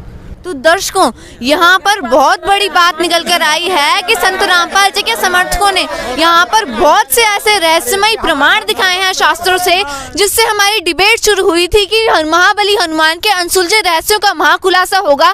तो यहाँ पर शास्त्रों के आधार पर बहुत से महाखुलासे भी हो चुके हैं। शास्त्रों में से बहुत सी नई नई बातें यहाँ पर आज आपको भी नई नई सुनने को मिली होंगी। तो आपसे भी अनुरोध करेंगे कि आप शास्त्रों से भी मिलान करेंगे, क्या वाकई में शास्त्रों में ऐसा लिखा है, क्या जो इन्होंने रहस्यमय बातें बताई हैं वो सही भी है या नहीं। अब आगे बढ़ते हैं और जानते हैं क्या प्रश्न है आपका। हनुमान जी संकट मोचनहार है, महाबली हैं, बजरंग बली हैं, वे सबके संकट हार हरते हैं, ये कैसी कैसी बातें बता रहे हैं उनके बारे में। दर्शकों यहाँ पर अगला सवाल निकल कर आया है। इन्होंने कहा है हनुमान जी संकट मोचन है, उन्हें संकट मोचन कहा जाता है, वे लोगों के संकट दूर कर सकते हैं। अब संत रामपाल जी के अनुयायियों से जानना चाहेंगे क्या वास्तव में हनुमान जी संकट मोचन है? जी सर आप बताइए। नहीं, वास्तव में हनुमान जी संकट मोचन नहीं थे। हमारे पूजनीय गुरुदेव संत रामपाल जी महाराज जी ने हमें प्रमाणित किया है। सारकांड अध्याय है, उस सारकांड में एक प्रकरण आता है कि जब हनुमान जी लंका दहन करने के बाद सीता जी का कंगन लेकर आ रहे थे तो वह कंगन एक वानर चुरा कर ले गया और वानर उस कंगन को मुनिंद्र ऋषि की कुटिया पर ले गया। वहाँ उनसे वो कुटिया में वो कंगन नहीं ढूंढा गया। अब वहाँ पर मुनिंद्र ऋषि उन्हें मिले और उन्होंने बताया कि इस कंगन में से तुझे जो भी कंगन ठीक लगता है वो ले जा, सब के सब एक जैसे है। वहाँ पर उन्होंने पूछा कि सारे कंगन एक जैसे कैसे है, तो हनुमान जी वहाँ पर दुविधा में पड़ जाते हैं। तब मुनिंद्र ऋषियों ने बताते हैं कि तेरे जैसे वानर प्रत्येक युग में यहाँ आते हैं, हर त्रेता युग में, और ये कंगन लेके जाते हैं। तो इस प्रकार हम देखते हैं कि खुद हनुमान जी संकट मोचन नहीं है, वो खुद संकट में पड़ गए, खुद दुविधा में। इसी प्रकार हमारे गुरुदेव जी ने और आगे प्रमाणित किया है, पवित्र सामवेद, वेद तो हिंदू धर्म के सबसे पवित्र ग्रंथ है। पवित्र सामवेद में लिखा हुआ है, संख्या नंबर 822 स्पष्ट किया है, वहाँ पर लिखा हुआ है कि कबीर परमात्मा ही अपने भक्तों को 3 मंत्रों का नाम देकर जन्म और मरण से रहित करता है। वहाँ पर स्पष्ट कबीर निर्भयति लिखा है। वो कबीर परमात्मा ही है जो 3 मंत्रों का जाप देकर अपने भक्तों को मुक्त करता है, आनंद देता है, और यदि किसी की आयु भी कम रहती तो उसकी आयु भी बढ़ा देता है।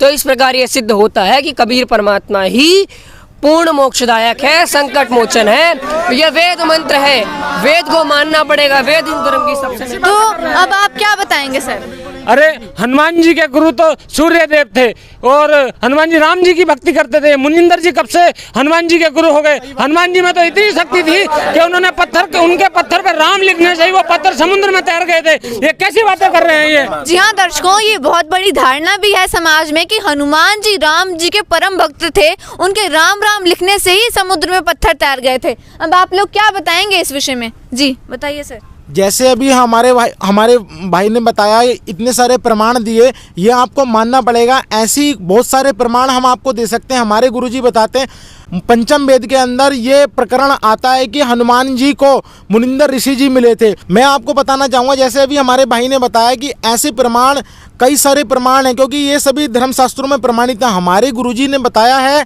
ये पंचम वेद के अंदर भी एक जिक्र आता है, पंचम वेद में भी मुनिंदर ऋषि जी का जिक्र है। आपको पता होगा कि हनुमान जी जब राजा राम जी का तिलक हो गया, अयोध्या के अंदर राजा राम जी आ गए, जब माँ सीता सभी को उपहार भेंट कर रही थी, उसी बीच माँ सीता ने हनुमान जी को एक माला भेंट की थी। हनुमान जी ने वो माला ली और उसमें देखा कि माला को वो बैठ के तोड़ने लगे, उसके अंदर मोतियों में देखने लगे कि मेरे राम तो नहीं है इसके अंदर। ये दृश्य देखकर सीता जी उनसे पूछती हैं कि ये वानर क्या हरकत कर रहा है, इतनी महंगी बहुमूल्य माला को ये तोड़ रहा है। तब उन्होंने कहा कि तू रहा वानर का वानर। इस चीज़ को देखकर हनुमान जी ने जब ये चीज़ सुनी तो उन्हें बहुत बुरा लगा और इस चीज़ से उनका दिल आहत हुआ और वह वन की ओर चले गए। उसी वन में एक ऋषि उन्हें मिले थे जो मुनिंदर ऋषि थे, वही मुनिंदर जो पूर्ण परमात्मा थे, क्योंकि भगवान चारों युगों में आते हैं। सतयुग में सत सुकृत का टेरा, त्रेता नाम मुनिंदर मेरा, द्वापर में करुणामय का है, कलयुग नाम कबीर दहाय। पंचम वेद में बहुत सारे अनेकों प्रमाण हैं। तो दर्शकों, हमें प्रमाण दिखाइए। दर्शकों, इनका कहना है कि इन्हें साक्षात प्रमाण देखने हैं कि ऐसा शास्त्रों में कहाँ पर लिखा है कि हनुमान जी को मुनिंदर ऋषि जी मिले थे। तो सर, हम आपसे जानना चाहेंगे कि आप हमें, हमारे पास शास्त्र विद्यमान है, आप शास्त्रों में ही दिखाइए कि ऐसा कहाँ पर लिखा है। तो दर्शकों, एक बार फिर पवित्र शास्त्रों के आधार पर महा खुलासा होने जा रहा है। संत रामपाल जी महाराज जी के अनुयायी हमारे साथ हैं और साथ ही हनुमान भक्त भी हैं जो यहाँ प्रमाण देखने के लिए आए हुए हैं। अब देखते हैं कि क्या वास्तव में संत रामपाल महाराज जी के अनुयायी प्रमाण दिखा भी पाएंगे या नहीं। क्या ये हनुमान जी के अनसुलझे रहस्यों का महाखुलासा कर भी पाएंगे या नहीं। जी सर, दिखाइए, प्रमाण दिखाइए। ये पंचम वेद है, कबीर सागर, संपूर्ण 11 भाग। इसके अंदर हनुमान बोध आता है एक प्रकरण। ये देखिए हनुमान बोध, इसकी ये वाणी आप देखिए।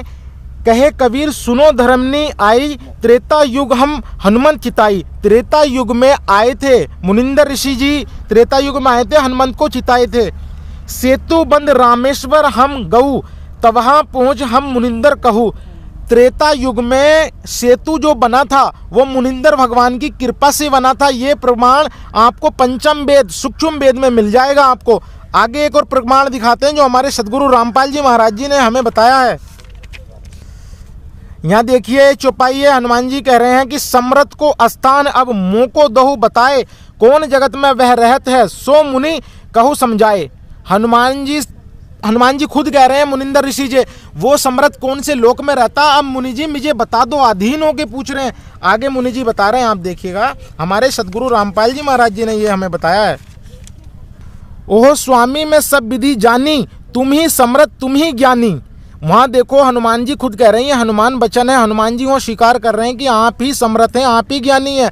आगे बता रहे हैं, दर्शन दे मुनिंदर तुम मोको किया सनात, भो सागर से ले चलो केस पकड़ गई हाथ। हनुमान जी आधीन है लीनो सहज को पान, जब मुनिंदर शिष्य किया दे समरथ का ज्ञान। देखिए साक्षात प्रमाण है, हनुमान जी को पान परमाना दिया मुनिंदर ऋषि जी ने। मुनिंदर ऋषि जी ने हनुमान जी को दीक्षा दी और हनुमान जी उनके गुरु हुए। आगे एक और प्रमाण है, आप देखिएगा। अभी आपने बोला था कि रामचंद्र जी की भक्ति करते थे, रामचंद्र जी की भक्ति नहीं करते थे मान्यवर। हमारे सदगुरु रामपाल जी महाराज जी ने हमें बताया है, आप देखिए इस पंचम वेद में। हनुमत कहे साहिब सुनो तुम हो दीन दयाल, तुम समान रघुपति नहीं काटे यम के जाल। एक बार पुनः सुनिएगा आप इस चीज को।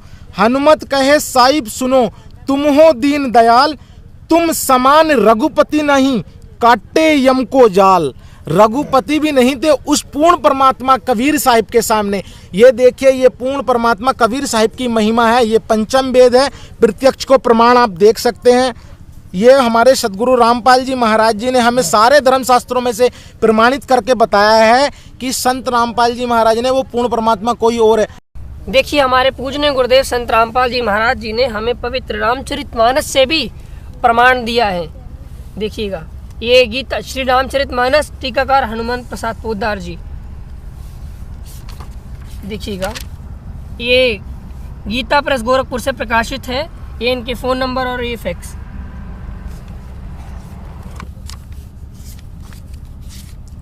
ये देखिए, यहाँ पे लिखा हुआ है बाल कांड है, पेज नंबर 137 है। यहाँ पर दुआ संख्या 145 के बाद वाणी नंबर 1 है। सुन सेवक सुरतरु सुरधेनु विधि हरिहर बंदित पदे रेणु सेवक सेवत सुलभ सकल सुखदायक प्रंदपाल सचराचर नायक। यहाँ पे ध्यान से देखिएगा, यहाँ पे अर्थ किया है इन्होंने ही किया है। हे प्रभु, ये यहाँ पर भगवान जो पूर्ण परमात्मा है उसकी वंदना करते हुए कहा जा रहा है कि हे प्रभु सुनिए, आप सेवकों के लिए कल्प वृक्ष और कामधेनु हैं। आपकी चरण रज की ब्रह्मा विष्णु जो भगवान राम बनकर आए, शिव जी भी वंदना करते और शिव जी भी वंदना करते, जिनके अवतार आप हनुमान जी को बता रहे हैं, वे उस पूर्ण परमात्मा के चरण रज की वंदना भी करते, चरण रज की भी वंदना करते। ये देखिए प्रमाण, आप सेवा करने में सुलभ है तथा सब सुखों के देने वाले है। आप शरणागत के रक्षक और जड़ चेतन के स्वामी। ये इससे स्पष्ट होता है कि वह पूर्ण परमात्मा ब्रह्मा विष्णु और शिव से भी सर्वोपरि है। ऐसे एक और प्रमाण देखिए आप यहाँ पर, पेज नंबर 136 है, वाणी नंबर 3। नेति नेति जय वेद निरूपा निजानंद निरूपादि अनूपा शंभु विरनचि विष्णु भगवान उपजयिता जासु अंश ते नाना। यहाँ पे ध्यान से देखिए, ये इन्होंने ही अर्थ किया है, जिन्हें वेद नेति नेति यानी यह भी नहीं और यह भी नहीं कहकर निरूपण करते हैं, जो आनंद स्वरूप है, उपाधि रहित है और अनुपम है, एवं उनके जिनके अंशों से अनेकों शिव, ध्यान से देखिए, जिनके रूप आप बता रहे हैं हनुमान जी को, शिव ब्रह्मा और विष्णु भगवान यानी कि राम जी प्रकट होते हैं। इससे ये स्पष्ट होता है कि वो पूर्ण परमात्मा वो इन सभी देवताओं का जनक है। ये शिव ब्रह्मा और विष्णु उसी परमात्मा के अंश हैं। तो इससे स्पष्ट होता है कि भगवान ब्रह्मा विष्णु और शंकर से भी सर्वोपरि कोई देवता है और वह राम या हनुमान जी से भी परे कोई देवता, जिनकी भक्ति ये भी करते हैं। तो इससे स्पष्ट हो जाता है कि इन तीनों से परे कोई देवता जो कि भक्ति योग्य है। अब आप ही बताइए कि वो पूज्य देवता है कौन, आखिर उसका नाम क्या है और हनुमान जी से उनका क्या रिलेशन है, आप इसको थोड़ा स्पष्ट तरीके से बताइए। हमारे पूजनीय गुरुदेव जी ने हमें बताया है कि वह पूर्ण परमात्मा जिसका वर्णन आदि राम के रूप में रामचरितमानस में किया गया है, वेदों में किया गया है, वह पूर्ण परमात्मा कबीर देव कबीर साहब है, जिन्होंने 600 वर्ष पहले काशी में जुलाहे की भूमिका की थी। और वह परमात्मा त्रेता युग में मुनिंद्र नाम से लीला कर रहा था और वही हनुमान जी के गुरु के रूप में आए थे। वास्तव में पूर्ण परमात्मा ही ज्ञान प्रदान करने वाला यानी विद्या का प्रदाता है। लेकिन वह परमात्मा कौन है, यह आपके दिमाग में सवाल उठ रहा होगा। तो इसका जवाब भी हमारे पवित्र सदग्रंथों में ही है। श्रीमद् भागवत गीता अध्याय 15 श्लोक 4, अध्याय 18 श्लोक 64, अध्याय 15 श्लोक 17 में गीता ज्ञानदाता ने कहा है, उत्तम पुरुष तो गीता अध्याय 15 श्लोक 16 में बताए गए उपरोक्त दोनों प्रभुओं अक्षर पुरुष तथा अक्षर पुरुष से अन्य ही है, जो तीनों लोकों में प्रवेश करके सबका धारण पोषण करता है एवं अविनाशी परमेश्वर परमात्मा इस प्रकार कहा गया है। उसी की मैं शरण में हूं और वही मेरा पूज्य देव है, जिसे गीता अध्याय 8 श्लोक 3 में परम अक्षर ब्रह्म कहा गया है, जिसे वेदों में कबीरदेव कहा गया है तथा आदरणीय संत गरीबदास जी ने उन्हें अपनी स्थानीय भाषा में कबीर कहा है। दर्शकों, पवित्र यजुर्वेद अध्याय 29 मंत्र 25 में कहा गया है कि आज अर्थात वर्तमान में शरीर रूप महल में दुराचार पूर्वक झूठी पूजा में लीन मननशील व्यक्तियों को लगाई हुई आग अर्थात शास्त्र विधि रहित वर्तमान पूजा जो हानिकारक होती है, अग्नि जलाकर भस्म कर देती है। ऐसे साधक का जीवन शास्त्र विरुद्ध साधना नष्ट कर देती है। उसके स्थान पर देवताओं के देवता पूर्ण परमात्मा सतपुरुष की वास्तविक पूजा है। दयालु जीव का वास्तविक साथी पूर्ण परमात्मा के स्वस्थ ज्ञान अर्थात यथार्थ भक्ति को संदेशवाहक रूप में लेकर आने वाला तथा बोध कराने वाला आप कबीर देव अर्थात कबीर परमेश्वर है।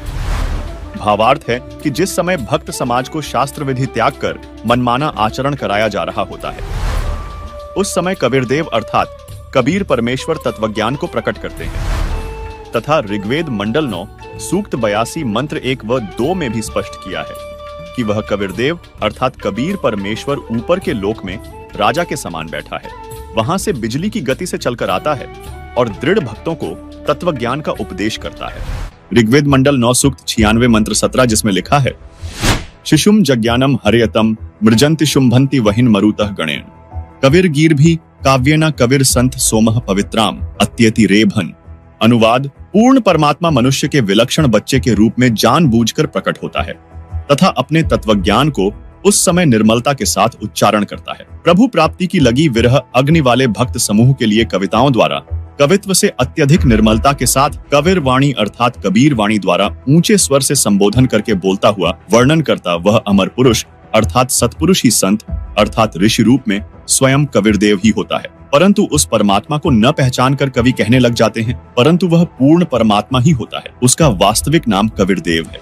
यही प्रमाण ऋग्वेद मंडल 9 सूक्त 94 मंत्र 1 में है, जिसका भावार्थ है कि जो सर्वशक्तिमान परमेश्वर है वह कवियन व्रजम न अर्थात कवियों की तरह आचरण करता हुआ पृथ्वी पर विचरण करता है। उसी परमेश्वर के विषय में ऋग्वेद मंडल 9 सूक्त 94 मंत्र 3 में कहा गया है कि जो परमात्मा कवियों की भूमिका करके सत्य भक्ति भाव को परिपूर्ण रूप से प्रदान करता है वह कबीरदेव अर्थात कबीर परमेश्वर है। उसके समान कोई भी शूरवीर नहीं है। सर्व ब्रह्मांडों के प्रभुओं में उसकी शक्ति अर्थात समर्थता का यश है। वही आगे ऋग्वेद मंडल 9 सूक्त 96 मंत्र 18 में कहा है, ऋषिमणा या ऋषिकृत स्वर्षाः सहस्त्राणि थ पदवीः कविनाम तृतीयम धाम महिषः शिषा संत सोमः विराजमानु राजतिष्ठो। अनुवाद, वेद बोलने वाला ब्रह्म कह रहा है कि जो पूर्ण परमात्मा विलक्षण बच्चे के रूप में आकर प्रसिद्ध कवियों की उपाधि प्राप्त करके अर्थात एक संत या ऋषि की भूमिका करता है, उस संत रूप में प्रकट हुए प्रभु द्वारा रची हजारों वाणी संत स्वभाव वाले व्यक्तियों अर्थात भक्तों के लिए स्वर्ग तुल्य आनंददायक होती है। वह अमर पुरुष अर्थात सतपुरुष तीसरे मुक्तिलोक अर्थात सतलोक की सुदृढ़ पृथ्वी को स्थापित करने के पश्चात मानव सदृश संत रूप में गुबंद अर्थात गुंबज में उच्च टिल्ले जैसे सिंहासन पर उज्जवल स्थूल आकार में अर्थात मानव सदृश तेजोमय शरीर में विराजमान है, यानी वहां राजा के समान बैठा है। इसी का समर्थन ऋग्वेद मंडल 9 सूक्त 86 मंत्र 27 भी करता है, जिसमें स्पष्ट लिखा है परमात्मा द्युलोक के तीसरे पृष्ठ पर विराजमान है। वहीं ऋग्वेद मंडल 9 सूक्त 54 मंत्र 3 में भी स्पष्ट है कि वह अमर परमेश्वर सूर्य के समान सर्व को पवित्र करता हुआ सर्व ब्रह्मांडों के ऊर्ध्व अर्थात ऊपर बैठा है, तथा ऋग्वेद मंडल 9 सूक्त 82 मंत्र 1 में स्पष्ट है कि परमात्मा राजा के समान दर्शनीय है। दर्शकों, हम सभी अब तक काल के एक ब्रह्मांड में बने 3 लोक स्वर्गलोक, पृथ्वीलोक और पाताल लोक से परिचित हैं, जबकि ऋग्वेद मंडल 9 सूक्त 96 मंत्र 18 में तीसरे धाम सतलोक को कहा है। जैसे एक ब्रह्म का लोक जो 21 ब्रह्मांड का क्षेत्र है, दूसरा पर ब्रह्म का लोक जो 7 संख ब्रह्मांड का क्षेत्र है, तीसरा परम अक्षर ब्रह्म अर्थात पूर्ण ब्रह्म का सतलोक है जो असंख्य ब्रह्मांडों का क्षेत्र है। क्योंकि पूर्ण परमात्मा ने सतलोक में सतपुरुष रूप में विराजमान होकर नीचे के लोकों की रचना की है, इसलिए ऋग्वेद मंडल नंबर 9 सूक्त 96 मंत्र 18 में नीचे के ब्रह्म और परब्रह्म के लोकों की गणना करते हुए तीसरा धाम सतलोक को कहा है। दर्शकों, वेदों के उपरोक्त मंत्रों से स्पष्ट होता है कबीरदेव पूर्ण परमात्मा है, जिसे हम अपनी बोलचाल की भाषा में कबीर साहिब कहते हैं। वह कबीर परमात्मा एक संत रूप में प्रकट होता है और कबीर वाणी अर्थात दोहों लोकोक्तियों के माध्यम से अपना तत्वज्ञान प्रदान करता है, जिससे एक प्रसिद्ध कवि भी कहलाता है, लेकिन वह होता है परमात्मा। दर्शकों, इसी का प्रमाण देते हुए आदरणीय संत गरीबदास जी महाराज कहते हैं कि जाके अर्ध रूम पर सकल पसारा ऐसा पूर्ण ब्रह्म हमारा, गरीब अनंत कोटि ब्रह्मांड का एक रति नहीं भार। सतगुरु पुरुष कबीर हैं कुल के सृजनहार, गरीब परमेश्वर एक कबीर है दूजा नहीं आधार। दास गरीब सकल सृष्टि का यों ही सृजनहार। इसी का प्रमाण आदरणीय दादू जी देते हैं कि जिन मोको निज नाम दिया सोई सतगुरु हमार, दादू दूसरा कोई नहीं कबीर सृजनहार। इसी से संबंधित नानक जी की वाणी श्री गुरु ग्रंथ साहिब के पृष्ठ 731 पर अंकित है।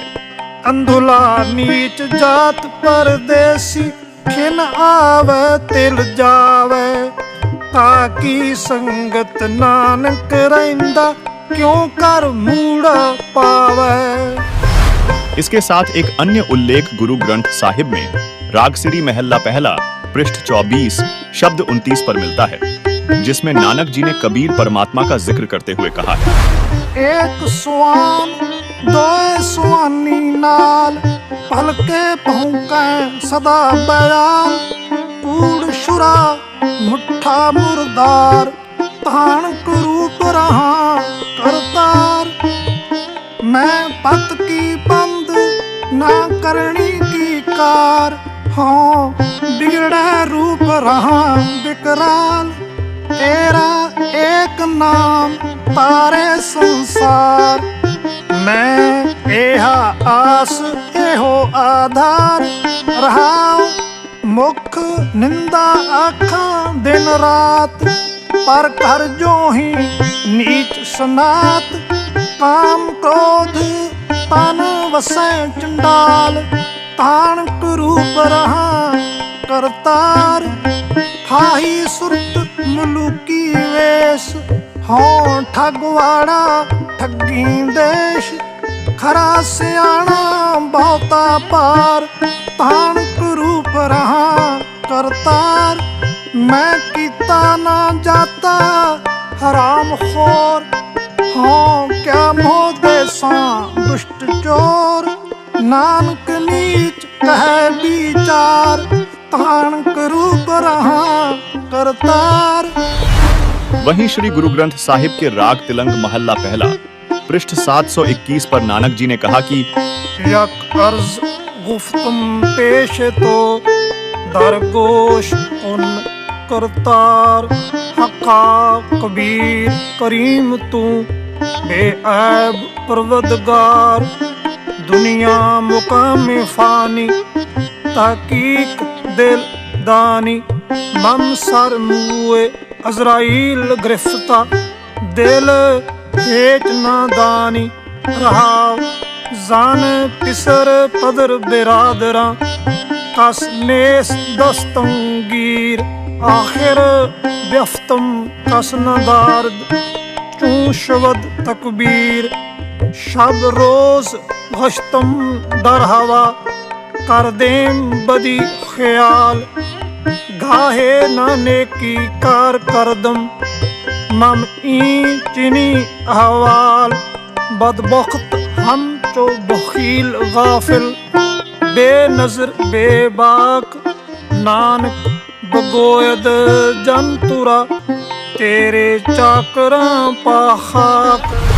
अर्थात हे शब्द स्वरूपी करता अर्थात शब्द से सर्व सृष्टि के रचनहार निर्गुणी संत रूप में आए दयालु सत कबीर आप निर्विकार परमेश्वर हैं। आपके समक्ष अर्थात आपके द्वार पर पूरी तरह जानकर एक हृदय से विशेष प्रार्थना है कि हे महबूब यह संसार रूपी ठिकाना नाशवान है। जीव के शरीर त्यागने के पश्चात अजराइल नामक फरिश्ता यमदूत बेरहमी के साथ पकड़कर ले जाता है।